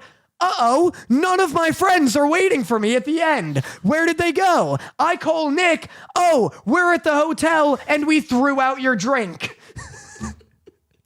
In my defense, we waited 35 minutes, and his location kept moving, so I didn't know if you had gone back and or if like your phone had fallen or something like that. Like you were in the top of Slotzilla, and then your phone would shift your location like halfway down Fremont Street. And I was like, oh, he went. So we're like, oh, he went. Well, let's go like wait for him at the bottom. And we're like, well, fuck, did he already go? And then we're like, well, shit, maybe he's back at the hotel room. So we went back, and then we had your drink. We accidentally got Chris one that had Everclear in it. Yep. So Chris was hammered, or he wasn't hammered, but he didn't want to drink his shit. Anyways, we decided to go back, but yes, we did throw out Danny's drink because I figured he didn't want it. That was my decision. That I apologize for. But then I spent the rest of the weekend making up for it. Which is why I you know, everyone was like, hey, that sounds like Jason was like, let's make more and more content. I was like, no, I want everybody to get the time. So me and Danny went to the pool. Me and Danny saw some sharks, shot some guns. It was a great little time. Oh yeah, it was fun. Eventually, we got there. All right, next up we have Sakamoto Days and Link Click. Link Click. I don't think we need. Yeah, like barely deliberation. I don't think Sakamoto Days could be anything on here except Dragon Ball Daima. I would put Sakamoto Days over. Here, you know what? Let's keep going down the bracket. With each one, I'm going to ask if any of them are better than Sakamoto Days. Okay, I like that. Okay, so Link Click? I was looking at it and I was like, I might have been very falsely confident. All right, so Link Click and Masha will fight in the next round. Yep. After that, we have Apothecary Diaries and Windbreaker. 2 shows you hate. I hate both of these, but I will say 2 diametrically opposed. They're so different. Will you pet my dog? He's staring at you. Look at him. Pet my damn dog. He's staring at you. Anyway, look at me like that. You kissed me. Do you remember kissing me on the lips? I kissed everybody. Oh, I kissed Chris. I kissed you. Unche kept yelling at me to kiss boys. I listened. Unche really wanted boys to kiss. She's really into it. Her and Stella in the same room. Yeah. Holy shit. True. Anyway, Nick kissed me on the lips this weekend. It was the first time a boy's ever done that. You've never kissed a boy on the lips? No. Hundreds. Yeah. I'm a big boy kisser. Wow. Yeah. Who would have guessed on this podcast I'm the boy kisser? I know. Who'd have guessed that? Who'd have thunk it? I almost kissed Amos. But anyway. Fair. I get lost in his eyes all the time. Yeah, I think I have kissed Amos. I he really definitely got showed me lost. his penis this weekend. That I know. that I 100% I know. Anyway, I hate Apothecary Diaries. Yes. And you can take that from these boy kissing lips. Yeah. I might just kiss boys. I finished Windbreaker. Mm-hmm. I didn't finish Apothecary Diaries. So that's my vote. What do you think? Fundamental. There's no way you, as an Apothecary Diaries fan, can vote for Windbreaker. They'll eat you alive out there, kid. Okay, here's my thing. Fundamentally, they both have incredible moments. I think so. Like Windbreaker's got this really great moment with the end of first season where they're like doing the backstory of the Orange Coat crew that they're battling against, and they're showing like how the crew fell apart and how he was like, he's like talking to his crew leader, the one with the glasses and the wooden stand. He's like, I should have been better. I shouldn't have let you like slide into the darkness. I don't think Windbreaker has an episode 23, 24 moment from Apothecary Diaries where Mao Mao was dealing with like, I'm not going to exactly describe it, but like we'll call him the mathematician, the general. For those of you who have seen the Apothecary Diaries with the concubine and all that. So I'm going to have to say, based off A, the fact that Apothecary Diaries has 2 seasons, and B, the fact that I don't think it has that moment Apothecary Diaries. But Stop fights, weighing seasons. the fights are so good in Windbreaker. The choreography is absolutely insane. A lot of people would consider Apothecary Diaries one of the best anime of last year. Yeah. I don't think anybody would consider Windbreaker. This is really close. I'm gonna go with Apothecary Diaries just based off like I've been slightly bored by Windbreaker before. I've never been bored by Apothecary Diaries. I've never been entertained by Apothecary Diaries. Absolutely insane. I literally got an email telling me to tell you you're an idiot because Apothecary Diaries peaked yesterday. I believe that. Are either of them worse than Sakamoto Days? No, by no agreed. particular. Both of those clear Sakamoto Days incredibly easily. Up next, we got Vinland Saga and Jujutsu Kaisen. This being a round 1 matchup is fucking nuts because this is fucked up. These are 2 of the best anime ever. Yeah. Period. Them being together in round 1 is just unfortunate pairing for them because name a couple of shows here that you think are better than either Vinland Saga or JJK. Arcane? Chainsaw Man? Chainsaw Man for sure. I think Chainsaw Man may be I may fight to get it to the end. Dandadan, actually. Dandadan is crazy over JJK or Vinland Saga. Here's what I'll say. Fuck me, I don't know. I may make this one easy for you. You haven't read the Vinland Saga manga. I haven't. So I've read the JJK manga. You can't really vouch. I think Vinland Saga is the best manga ever written. Okay. I do not think the anime is like nearly even close to one of the best anime. Really? Yeah. So you think...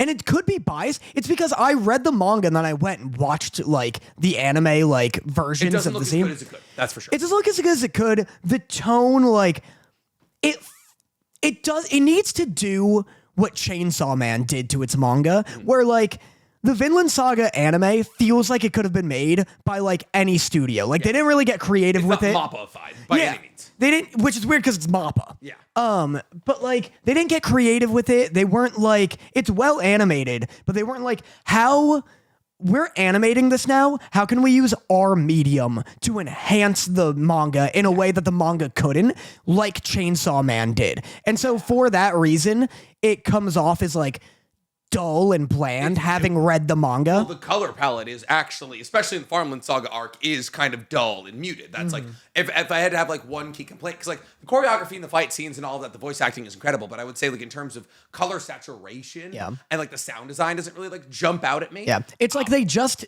did the adaptation. You know what I mean? It's not like Fire Force where I'm like, man, they fucking elevated the source material. Yeah, JJK, I haven't read the manga, but like they elevate the source material. They elevate it, right? Like Like, even if it's just like the way that things are directed or the sound design of season 2 in particular. Season 1 is a pretty one-to-one adaptation. Season 2 is where they're like, oh, we're gonna take directorial like we're gonna actually try our hardest here and like implement some creativity into this. I always think back on that part where Gojo or Chozo Blood Laser. No, well, I think about that like probably on a daily basis as I do this. Yeah, that Doom POV shot is crazy. You remember the meat bun? Hidden inventory. What's it? Oh, the takoyaki. Yeah, where like it falls over the chopstick. Yeah, and we both were like, oh, yeah, all right. Like, I felt something. Yucky. Yeah. Okay. Yeah. All right. Fine. JJK, but not in a match that I wanted to happen. Because my God, does Finland Saga deserve to go deeper than the first round? Another tough one here. They're both worse than Sakamoto Days. Oh, yes, they are definitely both worse than Sakamoto Days. Up next, Frieren or Demon Slayer. And we know that we said worse, by the way. I want you guys to know that. That's our April Fool's joke. That right there. Buzzing.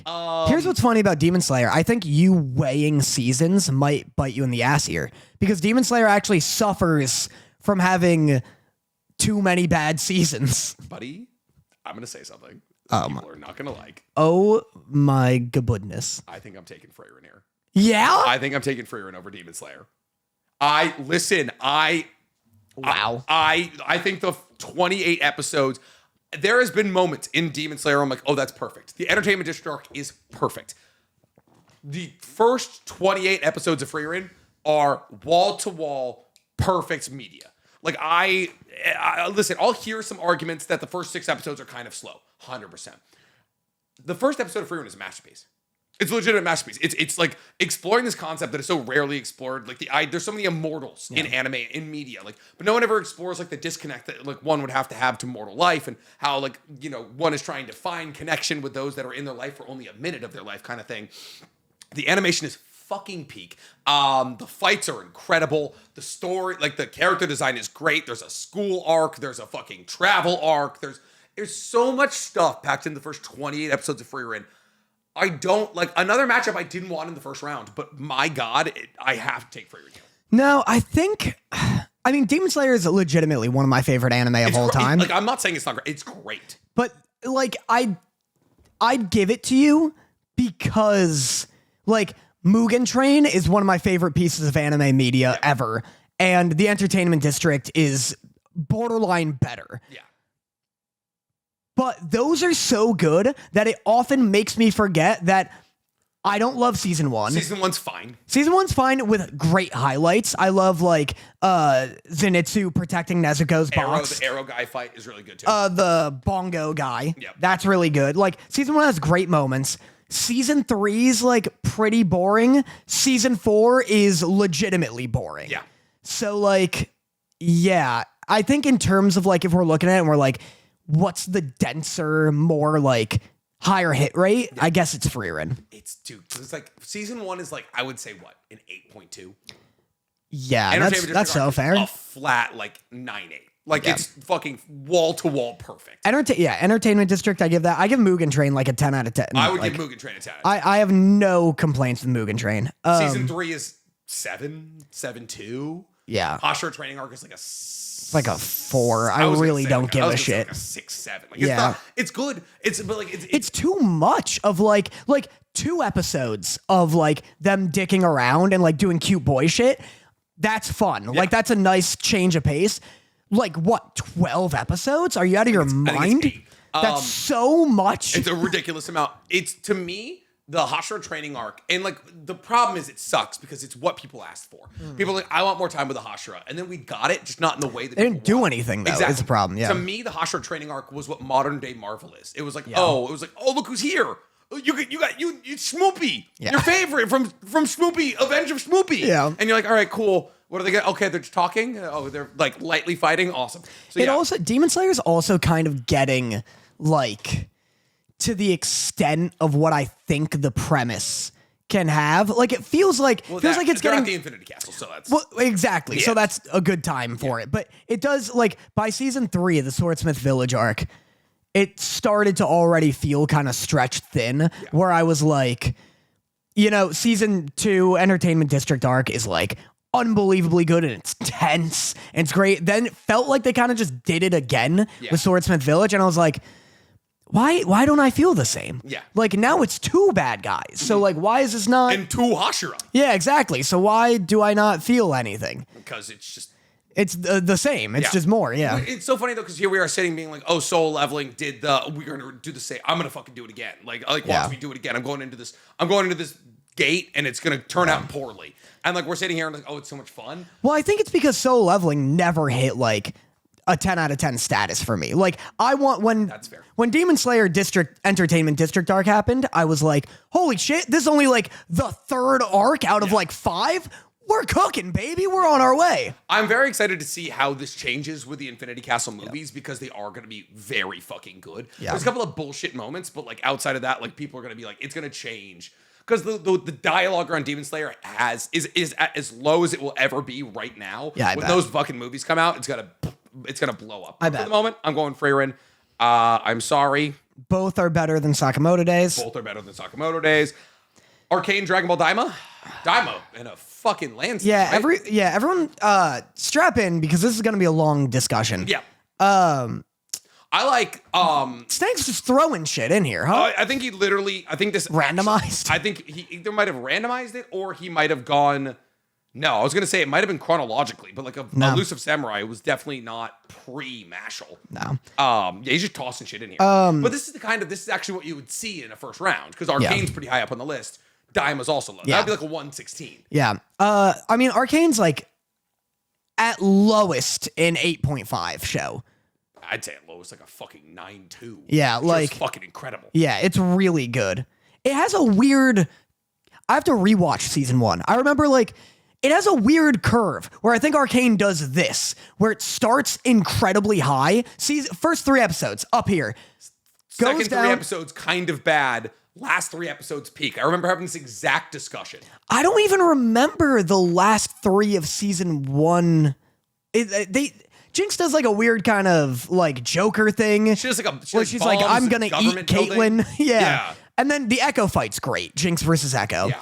But it does this like weird reverse bell curve where it starts incredibly high. Episodes 1 through 3, a masterpiece. I get so close to crying at the end of Arcane episode 3 every time I watch it. Is that where the big bear dies? It's where fucking Vi is just fucking smacking 6-year-old powder. Mm-hmm. Starts high. Gets low. Season 2 starts kind of low. I was like, these are fine. I don't really care. I don't really remember what happens. There's like a terrorist act with like someone with like a double chainsaw. Oh my god, yeah. They build. They just like walked into a governmental like building and like, I have chainsaw hands. And it was like, my god, where's the main protector? Yeah. Then it gets a little better like in the middle when like Victor and Jace start doing their like insane crazy shit. Rune tech stuff, yeah. And then it ends unbelievably high. Yeah. And I think it's because those last 3 episodes are fucking nutty. They're so good. So that's why. I love when they killed the kid. Isha? Yeah, it was dope. That was pretty hype. I love Death Commitment. Like 100%. Well, I also think it's so funny because they do a swap for me where like Jinx and Vi are the most interesting part of season 1, and I couldn't give a shit about Victor and Jace. Mm-hmm. Jace and Victor are by far the most interesting part of season 2 for me. I agree with part of that where I'm like, Jinx and Vi are the most interesting part of season 1. I didn't give a fuck about Jace and Victor in season 1. They become equal in season 2. Gotcha. I still love my favorite moments of season 2 are like watching Jinx and Vi rekindle their sisterly relationship. Yeah. Which you could give a shit about. All right, so Dragon Ball Daima's moving on. Yeah. Cool. For sure. Because he goes 4, dude. He goes 4. He goes Monkey Man. Yeah, but then he's adult and then he's 4. I would actually really like to watch that if we're being real. I actually would like to. I watched it. You didn't watch it? You finished the show? No, I watched that episode. Oh, I'm not a fucking masochist. Yeah, no, I've not finished the show. Ty has though, and shout out to him specifically. I miss Ty. You miss when our intern wasn't handling you. I liked him. All right. Next up, we have Uzumaki and Zom 100. Zom, right? Zom's good. I know Zom's underrated. No, I'm not disagreeing with you. It is Zom. I'm just sad about Uzumaki. I know. You really liked it though. I did. Yeah. I did. Because like all Gunji Ito horror is meant. Calling him Gunji. I like Gunji. That's not his name. I know it's Junji, but it's like J. I like Gunji. I know G's can sound like J's. J's cannot sound like I G. like Gunji.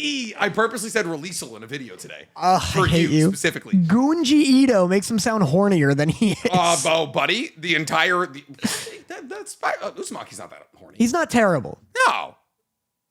I'm trying to think of a horny moment from a He may not. manga. I'm trying to think of a Gunji Ito manga because all I can think of are Junjis. He's got a fucking Gunj Maido, if you know what I mean. It's just fuck, man. The first episode was so good, and then HBO Max fucked him.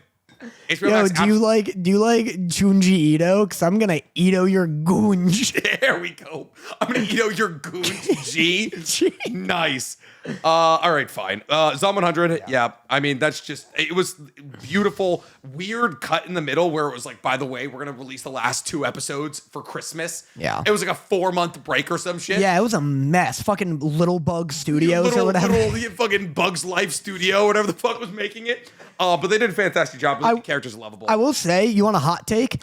I'll say the Uzumaki anime is just as good as the manga. 100%. Like, I'd put the Zom 100 manga over the Uzumaki manga. Oh, yeah. It's because it's silly. It's silly, and then you get sick of it towards the end. Junji Ito is fun for like the first half of the book, and they're like, okay, so we're still twisted. Got it. Yeah, exactly.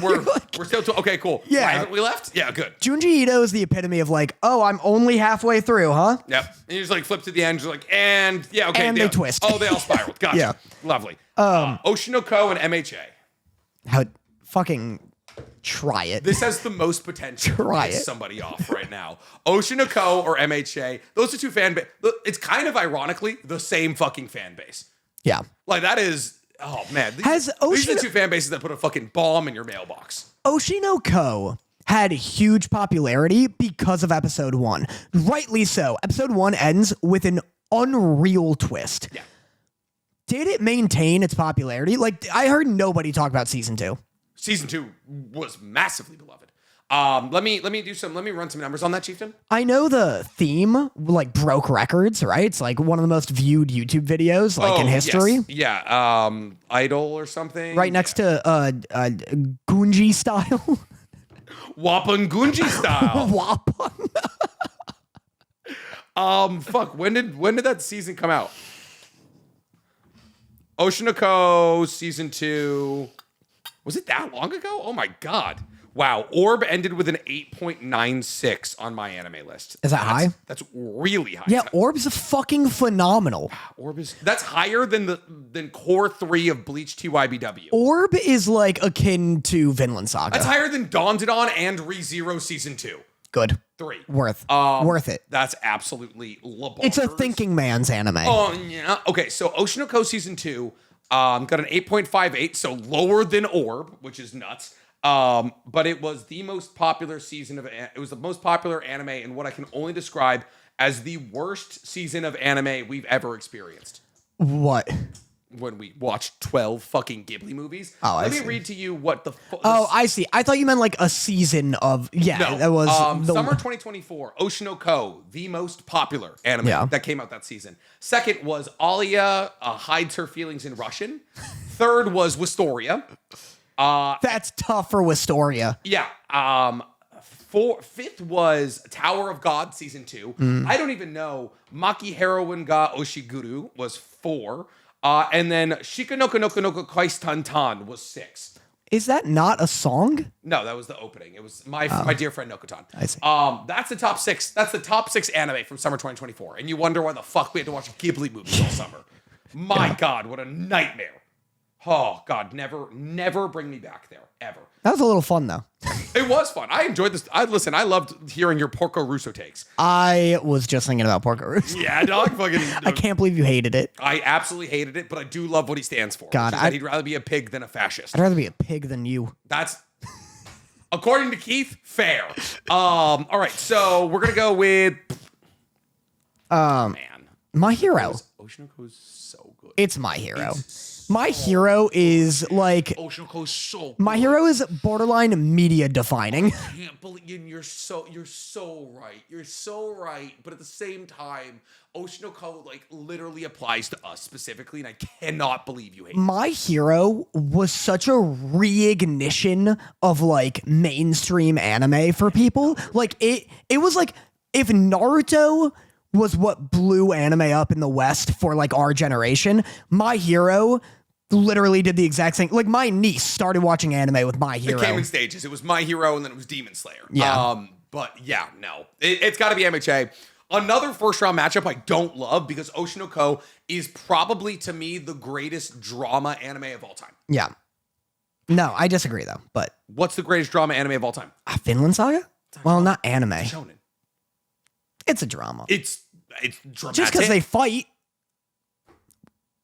What shonen just means it's for boys. Yeah, Vinland Saga is a seinen.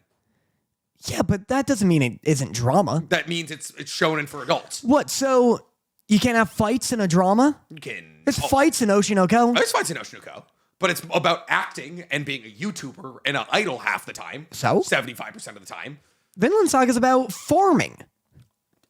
As a ex-Viking slave. So would you call Link Click a drama? That's a good retort. That's a good retort. I don't know. I think it is. You think Link Click's a drama? Oh yeah. They fucking throw hands in Link Click. You can fight in a drama. No, you're right. You're right. Link Click is a drama. I'd call would you call The Fighter or Warrior a drama? Fuck no. No? It's a story about punching people. God, Nicholas Nolte does so good. That's dramatic. I love Warrior. That's like I shit you not.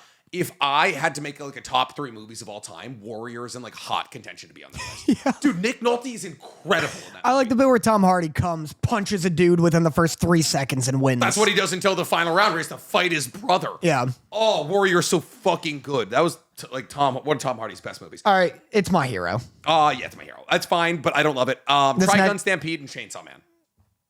I never finished Trigun. You never finished Trigun? I can't imagine it beats Chainsaw Man. People hated on Trigun Stampede. I thought it was really good. People were like, oh, this is a worse adaptation of Trigun. And I don't think it was.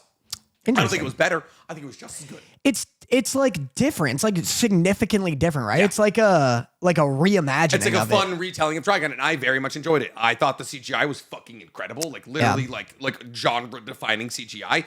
But it's Chainsaw Man. Yeah, that's unfortunate. Unfortunate for Trigun Stampede. There, it's a little CSM. Oh, never mind. We have one more before I have to groan. Go Loser Ranger Dandadan. The show that we loved, or the show that we dropped 7 episodes in because it made no fucking sense. Yeah. Getting season 2 though, so if you want to tap back crazy. in, Don. Yeah, Go Loser Ranger just wasn't being ambitious enough. It really wasn't. It was what a fun concept that this villain is your main hero, but not even he's not even the villain. Lean into the boys aspect more. Yeah, make the Rangers either evil or don't. I know. I wanted more psychotic Rangers. Yeah. And every time they showed a little bit of it, and then we're like, oh my, I have no idea what's going on. Yeah. All the ones dressed in white are for some reason on the monster side, and they never explain it. Hell's Paradise are delicious in Dungeon. This is so upsetting to me. It's. Go ahead and give your answer. Ghosts? Ghosts? Ghosts? Do a quick unplug and then replug. That was. There we go. That was wild. I closed my eyes, and when I opened them, it was darker. Yeah, you're like, I went blind. I've ruined my cornea. I took these off, and it was darker. And You're like the reverse of the Peter Parker. Yeah. Yeah. Wow, sexy. Here's the thing. I don't. Hell's Paradise needs the hype up anywhere it can get it because it deserves it, and it has absolutely. You're talking to a Hell's Paradise manga reader.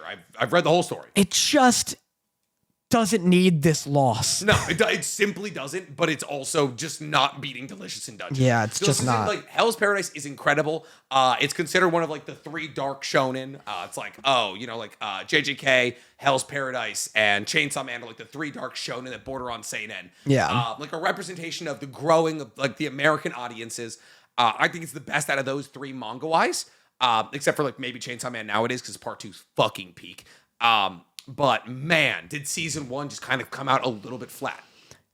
It's not even that. It just came out right after Chainsaw Man. I think it came out right after Chainsaw Man and JJK season 1. Yeah. It was right off the heels of some of the best manga we've gotten or anime we've gotten in years. And so everybody felt just kind of flat on it. It is getting season 2, which is good. And it is an incredible story that's going to be adapted. Chainsaw Man came out October 12th, 2022. Mm-hmm. My God, it's been 3 years. I know, and that fucking crazy season 1. We weren't doing this podcast when Chainsaw Man was coming out. I was pre-OA. I don't know what I'm talking about. This came out April 1st, 2023. But I guess like Well, no, that would mean that's winter into spring season. yeah. So yeah, it came out literally after. immediately after Chainsaw Man. Yeah, it's not even like flat because then I watched it like years removed from like all of that, and I was like, God, this is just good. Like the action's consistent and hype. I might watch it again. I like honestly. You should. I need to give season 1 another watch through again because I remember being flat on it, but I love the story. It's so good. The character designs are incredible. The fights are incredible. It's literally just Berserk. Like it's a very Berserk adjacent. Yeah, it's just like fucking like, oh, we're in hell. We're in hell and we need to get out. Yeah, it's Berserk if all of Berserk were the Eclipse. Yeah. But yeah, it's delicious in Dungeon. It's delicious. Like literally one of the best anime in years. It's just a delight. Especially when they kill that fucking walking mushroom. Yeah. Bitch ass. All right. Next, Castlevania or Bungo Stray Dogs? I think we both know that it's Bungus Dungus, right? 5 seasons. You love being like there's more seasons. We're talking about Nocturne. Guess how many seasons of Castlevania there is? We're talking about Nocturne. We haven't talked about Castlevania. I just see Castlevania on there, Dan. Well, I just see Castlevania. Well, And as somebody who got a Hardy Boys backflip back tattoo photo, yeah, with my Castlevania tattoo of Rompo. Of Rompo. Yeah, just you and Rompo. That's gonna be if I ever get my ass cheeks done, it's gonna be you on one side and Rompo on the other. Then when you fart, we kiss. When OA hits 1 million, I'll get a fucking Dampo ass tattoo. Yeah, okay. Of Rompo and Danny. It's Castlevania. It's just, you just know it's better. You know it's better. We've talked about Castlevania in contention with Arcane. I don't know though. You have the never animation, talked about Bungo Stray Dogs at that level. I don't know. The animation's a little lacking for me. The Castlevania animation, the world's greatest choreography outside of maybe Windbreaker. Yo, there's just no. It's Castlevania. Even if I want to take this seriously, Bungo Stray Dogs season 3 is garbage. Season 1 is fine. Season 2 is just above fine. It's not until like season 4 and 5 that like we actually have competition. Yeah. And it's barely competition. Yeah. Castlevania is better. Absolutely incredible. And it's got 6 seasons. So honestly, if you just wanted to run Nocturne against it, I would even still That's what I'm doing. I would still say Nocturne. That's all I've seen. You haven't seen I saw the first 2 seasons of Smashylvania. Oh my God, you haven't seen all. That's crazy. No. That's crazy. Yeah. We need to bring homework back. Yeah, I know. Oh my God, we need to. I'm making you watch Castlevania the first chance I get. Not this season. Kaijus number 8 versus Solo Leveling. I saw an article recently by Collider that it was like 10 action anime better than Solo Leveling. Guess what? Number 1 on the list was Kaiju number 8? Shangri-La Frontier. Guess what number 2 was? Kaiju number 8. Out of all action anime? Out of all action anime. I think I still have the article open. Actually, I have the article open. This is actually, this would be a great TikTok. This will be what a lovely TikTok. What the hell, Shangri-La? I guess they're like trying to pick anime that are like it. Nope. All right, so let's see. This Collider article. Yeah, number 1's gonna be like, or number 10 is Full Metal Alchemist. All right, so yeah, 10 action anime that are better than Soul Leveling, according to Collider 3 days ago. Number 10, that time I got reincarnated as a slime.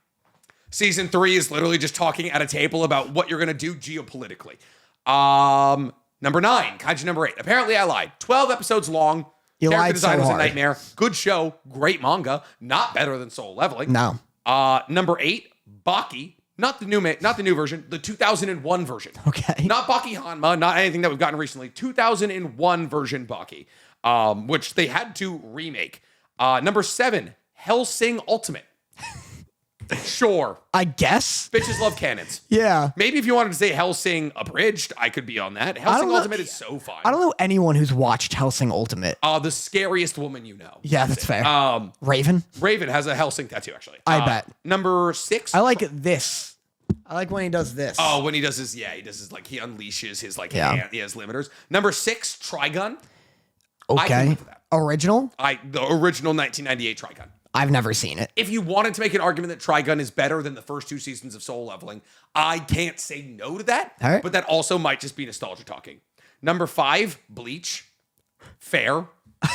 It's 300 episodes long. Yeah. It's what throw Naruto on there. And like you would think like, oh, there's Bleach. That means Naruto. Yeah. That means One Piece. Those are action. Yeah, only Bleach. Only Bleach. That's crazy. Dragon Ball, nothing out of that. Number 4, Eminence in Shadow. Not true. Incorrect. The 12-person harem anime about a kid who wants to turn himself into a nuke. The kid who wants to turn himself into a crowbar. Yeah, that's it. Number 3, you're going to love this one. Oh, yeah? One Punch Man. I could see the argument. Yeah. I don't like it. It's kind of the same story, I objectively. think it's boring. Because it's repetitive. Yeah. But like, people, I could see someone liking it One more. Punch Man is just solo leveling if it was funny. Yeah, exactly. That's it. Number 2 is... well, no, One Punch Man is solo leveling if you saw Saitama get better.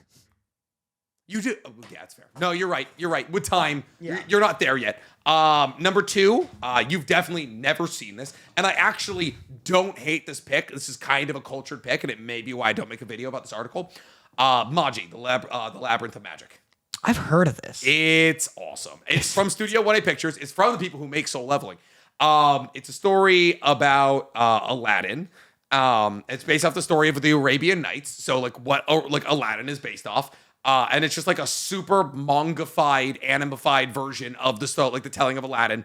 It's 60 episodes. It's fucking awesome. Number 1, Shangri-La Frontier. That's outrageous. Horrendous. I guess the Stank is rolling over in his proverbial grave because he wants us to watch season 2 of the show so fucking bad. I just can't. The only way Shangri-La Frontier would be at the top of that list. Full Metal Alchemist isn't on this list at all, by the way. Nope. Naruto, One Piece, Full Metal Alchemist, not there. Is if they're like, oh, this one's the most like solo leveling, then just put Sword Art Online on there. Yep. Absolutely. Weird. Put Log Horizon. Put any like level-based isekai. Yeah. Don't put fucking, I don't know, it's so weird. So weird. Whatever. If you're a fucking Shangri-La Frontier fan, congratulations. I love that for you. Go do your bird shit. All right. Anyways, Soul Leveling, right? Over Kaiji number 8. Yeah. Solo leveling. Up next, Shangri-La Frontier versus Buddy Daddies. Buddy Daddies. Yeah. Hundo, dude, the ending of Buddy Daddies made me weep like a child. Yeah, we finished Buddy Daddies. I finished, but not only did I finish Buddy Daddies, I sat Dorothy down and made her watch it with me. Nice. I loved Buddy Daddies. I might rewatch Buddy Daddies. Rewatch it. Fuck, I miss that show, dude. See, Buddy Daddies to me is like that. I feel like anime has lost the Buddy Daddies of the world. It's a 12-episode anime. Yeah. That came out of nowhere. And it told a story of like 2 assassins who adopt a daughter, and then like it opened and closed that story. Yeah, and it fucked off. And Yeah. then fucked off forever. And I was like, cool, what a fun time. Yeah. Oh man, I love Buddy Daddies. All right, Blue Lock versus Wisteria Wand and Sword. I don't know. I'm gonna say it. Wisteria. I don't know about that. I'm telling you. I think you got a bad taste in your mouth. I for sure. Everyone who watched season 2 of Blue Lock fucking should. Yeah. I think season 1 is so good. Season 1 is so. It is good. I was honestly gonna come in hot. It's 8.9. Yeah, and that's good. Second season, what, 5? Yeah, if that. Yeah, like 5 is generous. Like 5 because the last episode gives it like 3 points. Episode and a half. Yeah. It was appointment watching season 1. Season 2, it was like, oh, dentist appointment watching. Like I was getting my fucking teeth pulled out every time I had to watch an episode of that, and we were stacking it with Daima. Story is so much fun. Yeah. The story is so much fun. The animation is absolutely peak. I love the characters. It is the best. Honestly, it's better than Mashal for me. It is the best telling of magical school anime I've ever experienced. And there's a fucking lot of them. Yeah, I gotta watch it. It's so much fun. All right, you pick. Do you want to do Blue Lock? You pick. Flip a coin. All right. Flip a coin. Hello Kitty. Hello Kitty, but what side do you want? Blue Lock. But For Hello Kitty. Oh, you want Hello Kitty for Blue Lock. Wisteria. Wow. Yeah, let's go, baby. All right. And finally, the last one. Heavenly Delusion or Ranking of Kings? Haven't seen Heavenly Delusion. You haven't seen but Heavenly Delusion? Ranking of Kings is like one of the best anime ever created. Listen, that's another bad first round matchup because Heavenly Delusion is one of the most slept on anime of the last 3 years. But you're right. It's Ranking of Kings. Yeah, Ranking of Kings is like a once in a generation anime. It's like, I'd say top 5 anime of the last 5 years. Like, it's so goddamn good. We still haven't seen season 2. Does season 2 exist or do we get No, it's like a weird recap thing. I don't know. Okay. Yeah, I don't know. Because the story was done. Like the story was objectively done after season 1. I don't know where they would go again. All right, so that means for round 2, we have Mashal or Link Click. Link Click. It's Link Click. Yeah, for sure. Did you finish season 2? Yeah. Oh, it's so good. It's pretty good. I agree with you. I think I like season 1 more. 100%. Season 2 is confusing as shit, dude. Yeah. When they start introducing like, like he has to touch and she's got to move, and then we kill people.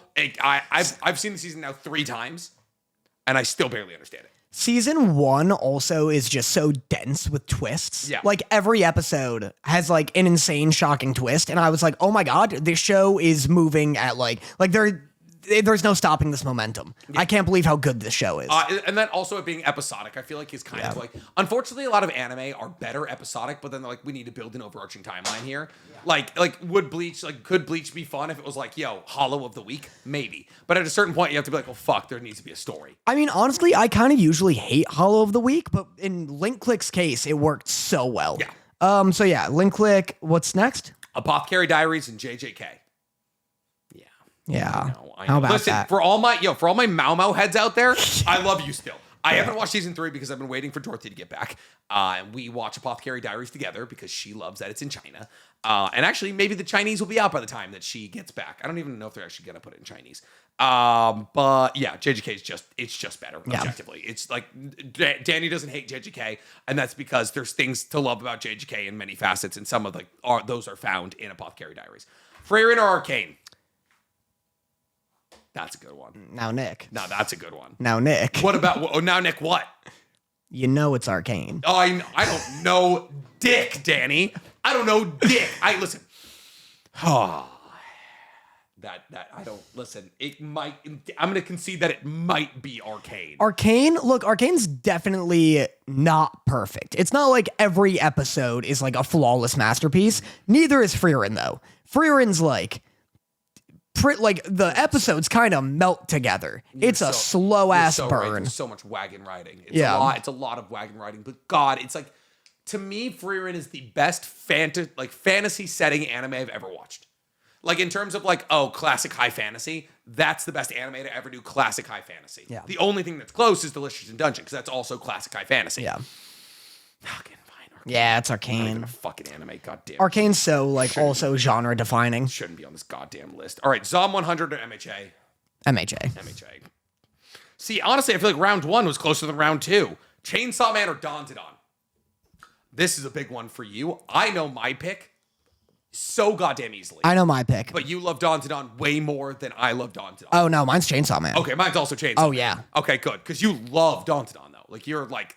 I liked it a lot. Yeah. Here's the thing. If it stuck the landing, it'd be a harder battle. Incredibly fair. It just kind of stopped. Like, just right in the middle of a chapter, I assume. Fortunately, it's like right at the end of a chapter. But, fortunately, it's just going to be back in 6 months. So. I mean, it's also like...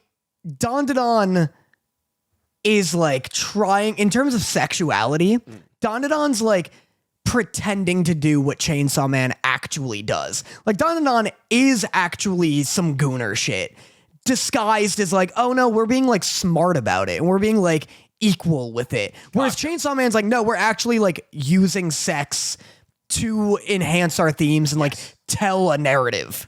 There's I showed you there's so many there is a bunch of overt sexualization in Chainsaw Man, but it never takes away from the story in the way where I'm oh, what do you mean? What do you mean they need to take their clothes off because they're fighting the Loch Ness monster and they're wet? With Dandadan, there's where the series or where the season ends to. I'm what are we doing? Why do we have to do this? Gators and all that. Yeah, it's just unnecessary. So yeah, no, I'm right there with you. All right, Chainsaw Man's moving forward. Ooh, got some fun matchups here.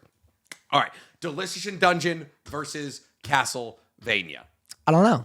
This is in the same way. In the same way that last round was for you, this one's for me. Yeah, it's Castlevania. If you give me 4 incredible seasons of Delicious in Dungeon, I'll tell you it's Delicious in Dungeon. I haven't enjoyed a show in the way that I enjoyed Delicious in Dungeon in a long time. I fucking love Castlevania. Castlevania is transcendently incredible consistently. There's no season of Castlevania to me that is below an 8. Yeah. Delicious in Dungeon is a 9.4, 9.5. But the consistency to me edges it out. Yeah. I'm not willing to say that Delicious in Dungeon has accomplished more. The consistency plus volume. Yes. Right? The 100%. fact that it's so consistent with so many seasons. Each season of a show, at least I do, I get a little nervous where I'm oh, we're taking another crack at this one. Okay, let's see. It's a gambling. You're like, oh, Yeah. like if you can double your bet that you just win, you double your bet. And like if I win that, it's quadruple. But you're like, I also could fucking lose it all. Right. Soul leveling or buddy daddies? Solo Buddy level. daddies and it's not close. Buddy No, I'm daddies? kidding. I'm fucking with you. It's soul leveling. I don't know. I would have taken that. I also would have taken that. Buddy daddies is a lot of fucking fun. Like objectively, but I don't feel anything with solo leveling. Solo leveling is entirely carried by animation. 100%. Buddy daddies Buddy daddies has objectively better characters and a better story than soul leveling, but soul leveling is unfortunately pure perfect action. God, it's tough. Because if they were airing alongside each other, I think I'd be more excited About soul leveling. for solo leveling. 100%. But I don't give a shit about solo leveling at the same I'm right there with time. you. Soul leveling is that kind of like that thing. I almost want to give it to Buddy Daddies. You want to give it to Buddy Daddies over soul leveling. I know the characters' names in Buddy Daddies. I'm telling you right now, the ending of soul leveling could never make me cry. The ending of Buddy Daddies made me cry. Yeah. Do you want to flip a coin? Okay. You want to flip a coin? Yeah. You want Hello Kitty? Yeah, heads Buddy Daddies. Heads Buddy Daddies? Well, it's better than solo leveling, I guess. There's the TikTok, ladies and gentlemen. So in the heads up between Buddy Daddies and soul leveling. I guess that's the Otakus Anonymous official stance. Oh, we're going to get a bomb in our P.O. box. Buddy Daddies. Listen, the story has more going for it. I'm sorry if you disagree, but it's just, I just feel more. I don't feel like solo leveling's carried by its acknowledge the fact, the action in Buddy Daddies was fucking incredible. Yeah, Buddy Daddies has good action. It has great animation. Solo leveling, I'm excited about the fights. It's incredibly well animated. Anytime there's not a fight, I really don't care. Yeah, that's the beauty of it. All right. And then last, Wistoria and Ranking of Kings.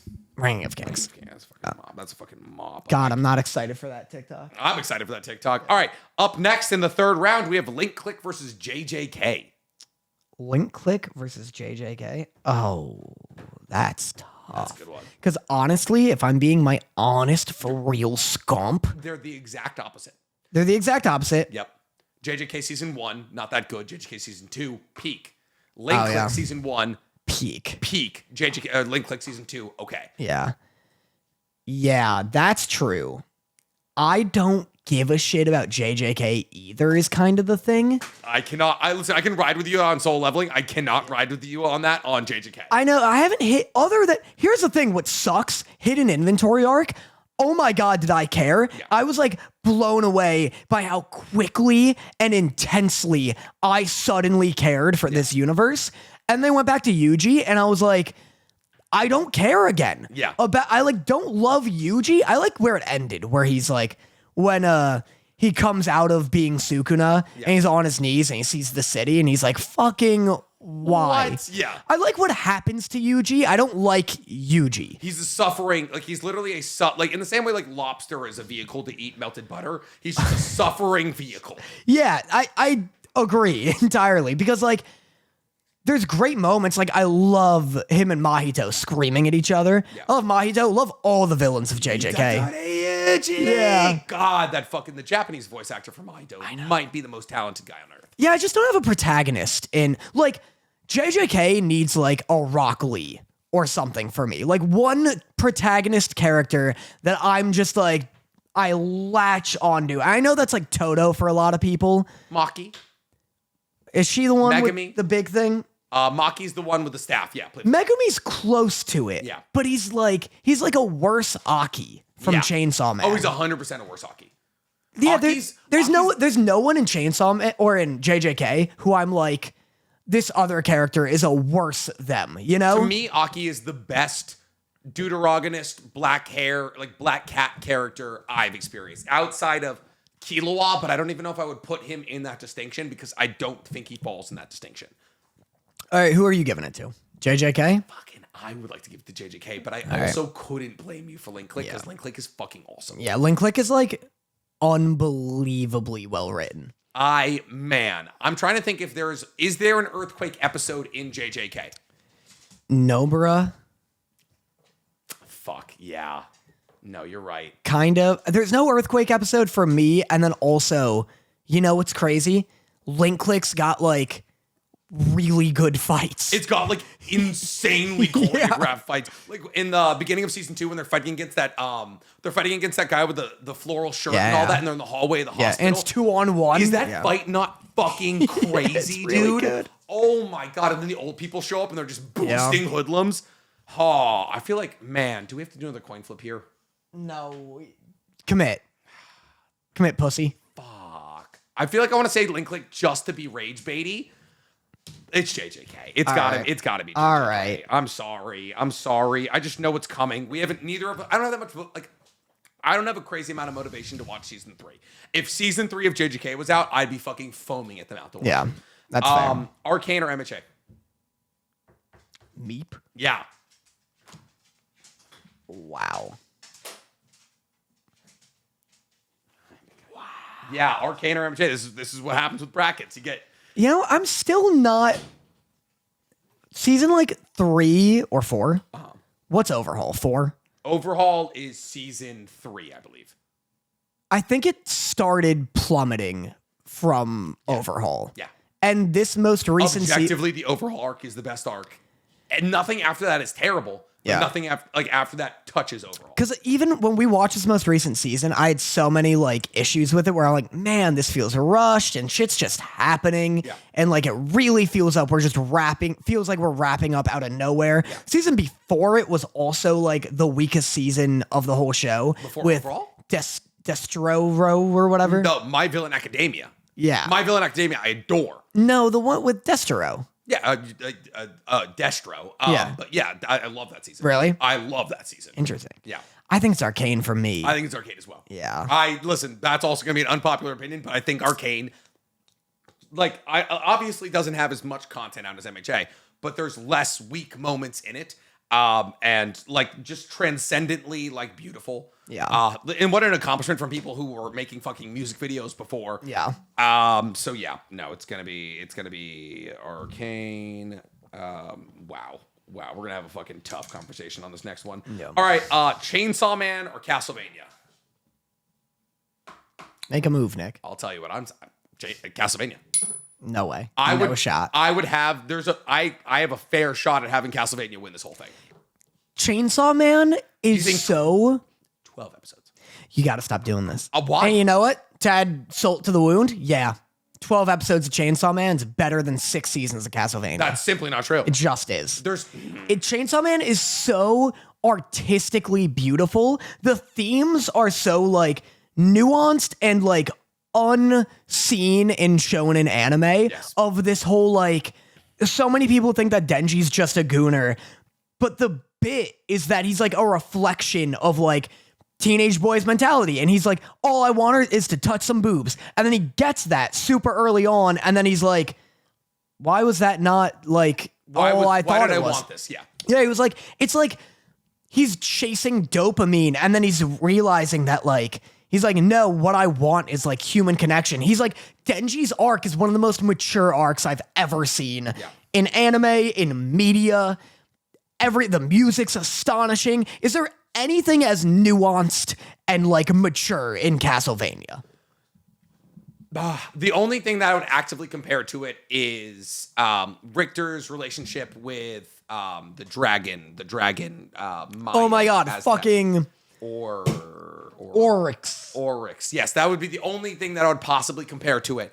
He's barely in it. Or Oryx's relationship with the Templar, who's trying to grasp the idea. Oh my god, wait, no. I don't know if you've seen this. Alucard and Dracula's relationship. Whatever. Go on. What do you... No, I mean, okay, like, so it doesn't matter that I haven't seen it. Can I go spoil off. what Yeah, happens? yeah. Okay, Alucard and Dracula, like Dracula is like laying waste to the entirety of Transylvania, and Alucard is the only person, his son is the only person who can defeat him, and so they're battling. There's this huge fight, and I think season 3, huge fight in season 3. And Dracula is about to kill Alucard, and he realizes he's in his childhood room, and he's like, he backs away. I'm about to kill my boy. I'm about to kill my boy, like the last vestige of the woman that he loved, the last thing that she liked, the last good thing that she left. And like in that moment, like Dracula is like utterly defeated. Like, oh my god, it's beautiful. And then don't even get me started on the night creatures relationship, and then awakening to humanity through their conversation with fuck, what's his name? The night creature creator, Isaac. Like Isaac's entire arc, his faithfulness to Dracula, his relationship with his night creatures. Listen, I'll give you Chainsaw Man because I do think Chainsaw Man is the living embodiment. Like, remember when you were reading books and they were like, oh, what is the curtain being blue actually mean in English? And you're like, this is fucking stupid. And then you grow a brain, like an actual pattern discerning brain. You're like, oh, they were right. That is Chainsaw Man to a T. People are like, no, like people like look at it so base level and they don't realize that it's like actually a writing masterclass. Fuck. God, I don't feel good about it, but I'll give the Chainsaw Man. Let's go. I was willing to flip a coin. Listen, I adore Castlevania. I know if we're doing Castlevania versus Arcane, you're gonna fucking claw and tear. Fine. All right. Buddy Daddies versus Ranking of Kings. Ranking of Kings. Yeah. I like that we're like Buddy Daddies versus Soul Leveling. That's I know. Tough one. Ranking of Kings clears. Yeah. Jesus Christ. All right. Second to final round here. JJK versus Arcane. I know what my answer is. I think Arcane for me. I still don't care. I care so much more about the characters of Arcane than the characters of JJK. I'm sorry. I folded on Chainsaw Man. I am not folding on JJK. The characters are great. It's because you haven't read the manga. Well, we're talking about anime here. I know we're talking about anime. Which anime is better? I hate that we're talking about anime. God, I hate that we're talking about anime. Oh, the next season's gonna be so fucking good, Danny. Why are you like this? The 2 seasons of Arcane are very good, but so are the 2 seasons of JJK. Yeah. Season 2 of JJK is a masterpiece front to back. Is there any season of Arcane where you can look at the entire season and say, great, all throughout? I'd have to rewatch 1, but I don't think so. However, I will say season 1 and 2 of Arcane are both better than season 1 of JJK. I love season 1 of JJK. It's not as good as season 2. It's just fine. I concede the point that I don't think season 1 of JJK is better than either season of Arcane. Yeah. I do concede that point, especially season 2. What do you think is better, JJK season 2 or Arcane season 2? I think if we tally up the time, like, okay, hear me out. Yeah. The best part of season 2 of Arcane, yes, is about 3 hours long. So 6 through 9. 6 through 9. Yeah. And then I'd even give them episodes 1 through 3 of season 1. Okay. Arcane has what I would consider to be 6 hours of peak content. 10 content. I'd say JJK has that to less. 24 times 20. 24 times 20. I'd say, well, how many episodes are in season 2? But not every episode of season 2 of JJK is a masterpiece. Cut the Dick Monster episode. Yep, cut that. I'd say 18 episodes 24 times how many? 24 times, no. So 20 minutes times 18 would be how many minutes? 400 roughly. Divided by 60. 6.6 hours. Wow. All right. I guess by that logic, I have to give it to you. All right. I guess by that math, we crunched the numbers. We did. We crunched the numbers. You can't say we're being anything but analytical. Chainsaw Man versus Ranking of Kings.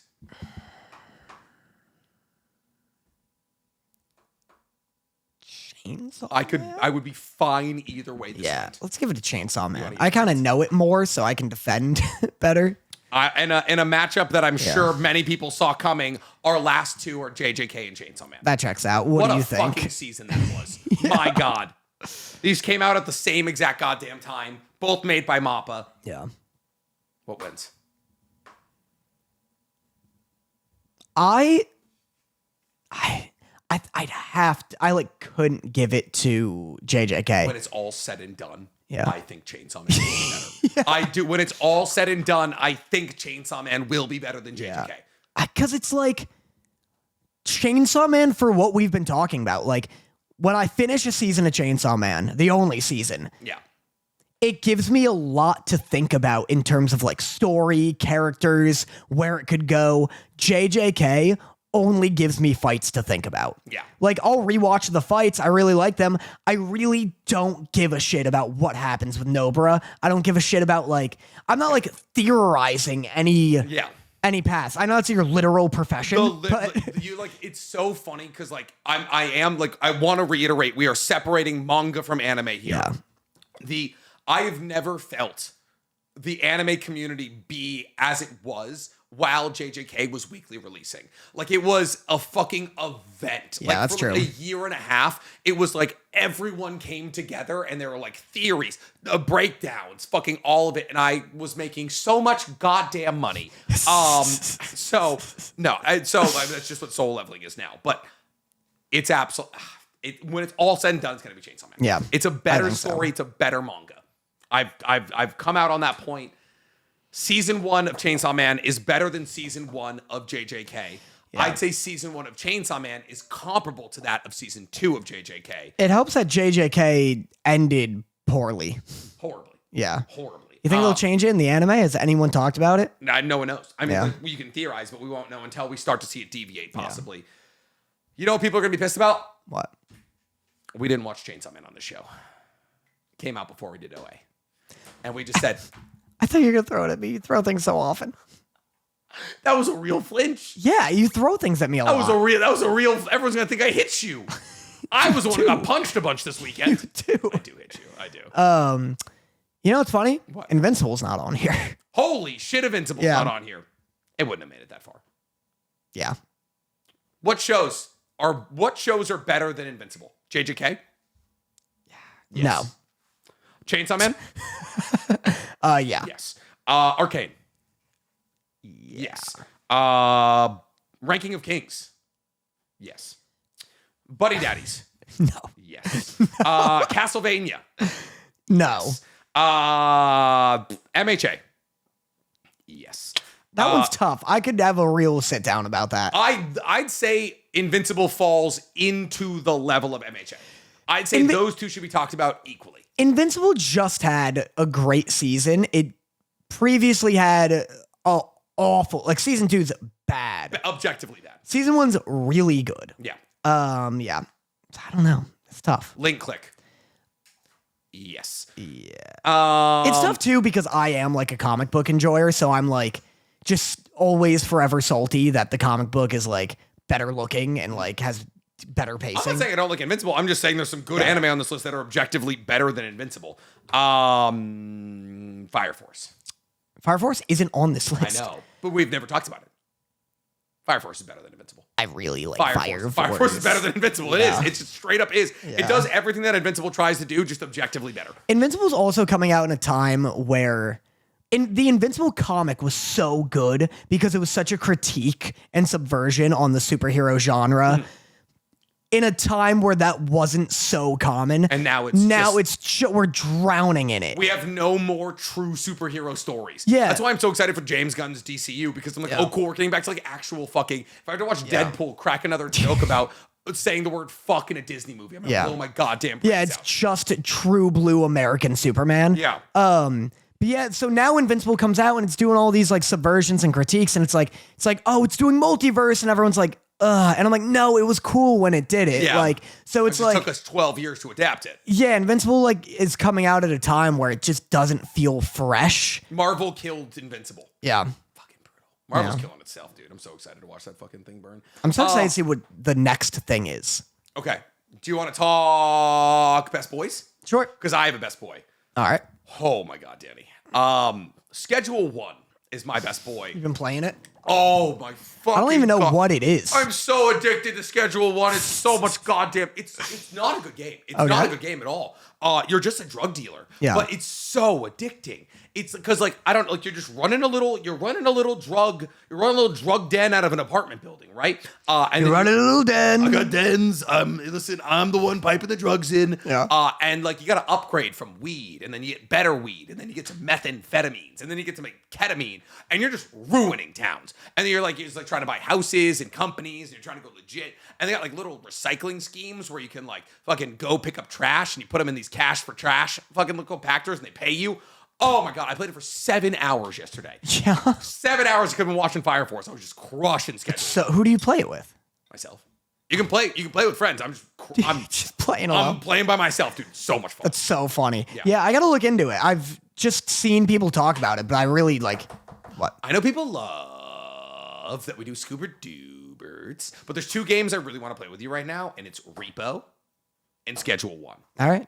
Well, let's do a poll. Patreon people, we're gonna do a poll. Would you like to see us play Reaper and/or Schedule 1? Because I loved when No, we did we'll do a poll of do they want a game or a movie a game reaction? or a movie. Gotcha. Yeah. Because fuck, man, I loved Lethal Company so much. I like the movie reactions more. I like the movie reactions too, but man, I want to grow some weed with you. All right. I want to meth a town out. Dude. Yeah. Just fucking ruin a small town. All right. You got a best boy?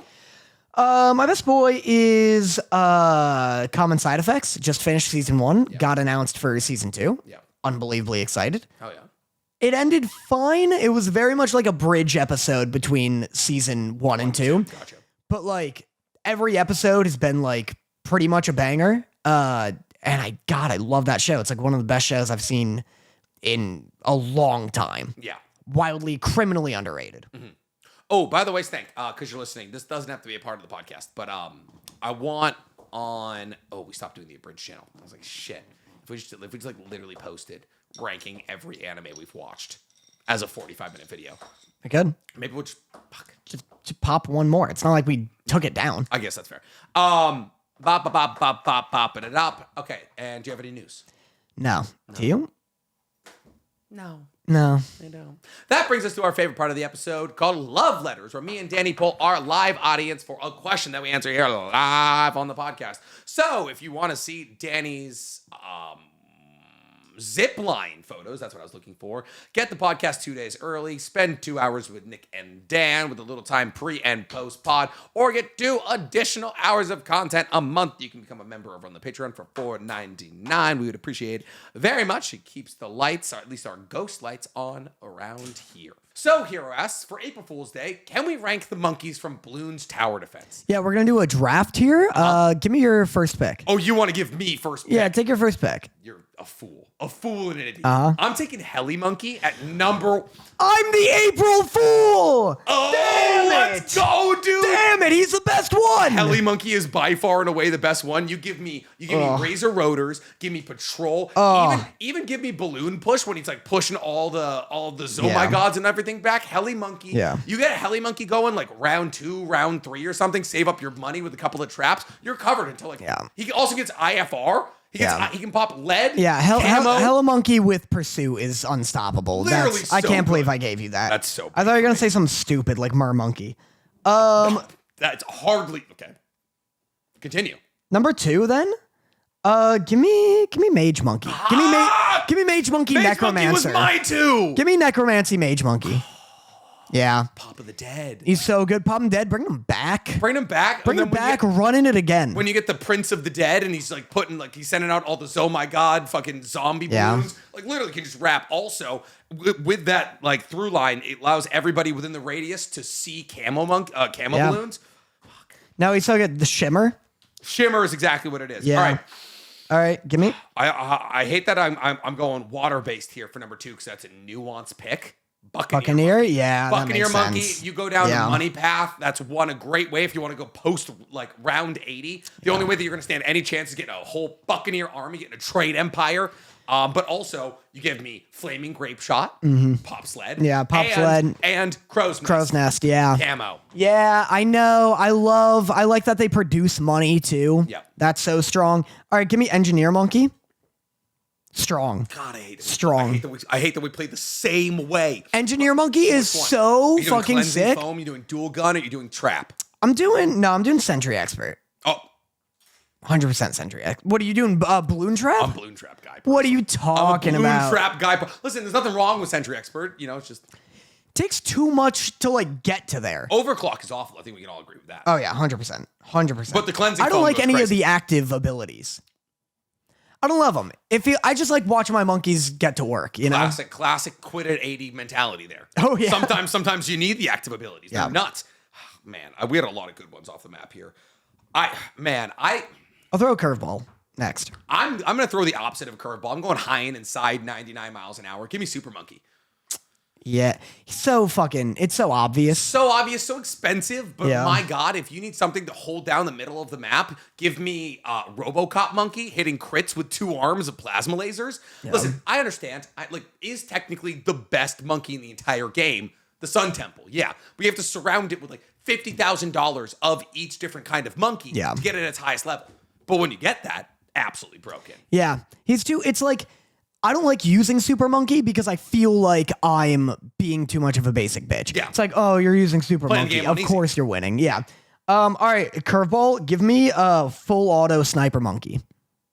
Pretty good. I love a full auto sniper Pretty monkey. good full map coverage, but once you get Yeah. into those late game maps where there's a bunch of blind spots, That is tough, but sometimes it's better because there's elevation. Yeah. So you get into late game maps with elevation and like a lot of your monkeys are hitting weird angles and your sniper monkey is just clearing wherever you need them. Sneaky pick here. Care package. Sniper Monkey. Yeah. Also pretty good. No, it's not bad. All right, my 4th pick here. You shit on this pick earlier, and I'm upset about it. Mermonkey.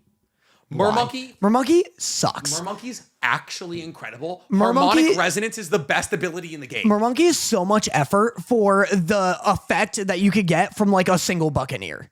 What do you, how? You need a billion mermonkeys in order to get them to start doing anything good because the echolocation. Mermonkey, well, yes. Well, one, they have bigger range in water, but echolocation does increase the range as well. But you're not, mermonkeys are for popping. Yeah. You don't do Warrior of the Abyss. You don't do the ice one. I mean, those are both fine. Mermonkey, harmonic resonance, they can get Zomigods at the highest level to go in an extra loop, making every track like 3-4 times longer. So that way my heli monkey can actually eat. My monkey can eat. Dude, the second I I get can't believe you're gonna come at me something stupid like a beast tamer monkey or something. I'll give you something stupider. Give me tack shooter.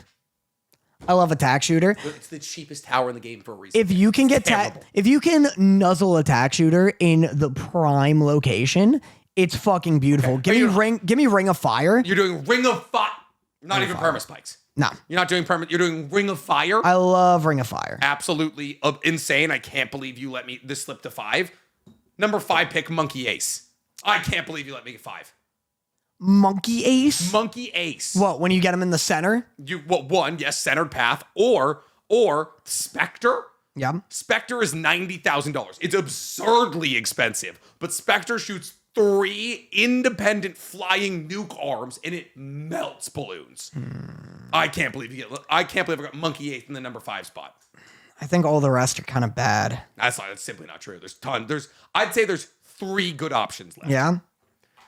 I'd say I'll even give you a hint. I'll even give you a hint right here. I don't mind. One of them is in magic, one of them is in military, All right. and one of them is in support. Alchemist isn't bad. Yeah, I'll take Alchemist. That was one of them. Yeah. He's not bad. He's a support monkey. He can be. I like using him support. You get him in a little cluster. When you make him like the giant like were monkey though, Yeah. he's like as good as a high level super monkey. Oh, really? Oh my god, yeah. Interesting. The transforming tonic. The transforming tonic, and yes, but when you're like buffing everybody, or you're making like the acid spills and you're giving everybody like acid throws, dude. You know it's an underrated monkey? What's an underrated? You may disagree. Honorable mentions here. Yeah, honorable mention, glue monkey. Glue Storm is good, but the problem is Glue Monkey, you need to go down the fucking the Zomigod. You need to go down like the Zomigod path line for his glue to even work on anything bigger than like a ceramic balloon. Yeah, you need super glue, which will stop a Moabs. Can I say a couple that I can't believe didn't get picked? Okay. Banana Farm. Yeah, I mean that makes sense. Not a monkey. You're right. You are correct. Yeah. Not a monkey. It doesn't feel good to like purchase and upgrade a banana farm. You know? It's just like you're like, oh, I gotta do this. I for don't know. When you upkeep. get to the end and you're like got like Banana Wall Street, that's pretty dope. I wish Another Beast one I can't Tamer believe was didn't get better. picked, Monkey Sub, Infinite Range. I don't like monkey sub. Advanced Intelligence. It's just a worse monkey buccaneer. It's a better ranged Monkey Buccaneer. Yeah. I always wish that monkey beast tamer is better. Monkey kind of is if you go to like down the shark pipeline. Well, there's another one though where it's like I'm doing all this effort for something that like one super monkey could get done in like 100%. half the upgrades. And it's and like oh cool. All these it's also expensive. Yeah. Beast Handler is really expensive. Another one I can't believe here. Tried and true. Bomb shooter. I like Bomb Shooter. Bomb Shooter. The canon, you mean? Yeah. Yeah. He's pretty good. I wanted to do the sleeper pick with the tack shooter. Just because I think tack shooter deserves a little bit more love. I think you threw with that. Yeah? I actually threw. Let us know. Yeah, let us know. We'll put up a poll here. Love Stank, put up a poll. Who's got the better monkey rotation here? Next week we'll do heroes. All right. Will we? No, I mean, maybe. Like, if this is like incredibly popular, next week we'll do heroes because I have some fucking takes, and most of them revolve around Psy. Oh, I thought you were gonna say Benjamin. Yeah, you know, Psy's the reason this game isn't supposed to be played by the anti-woke mob.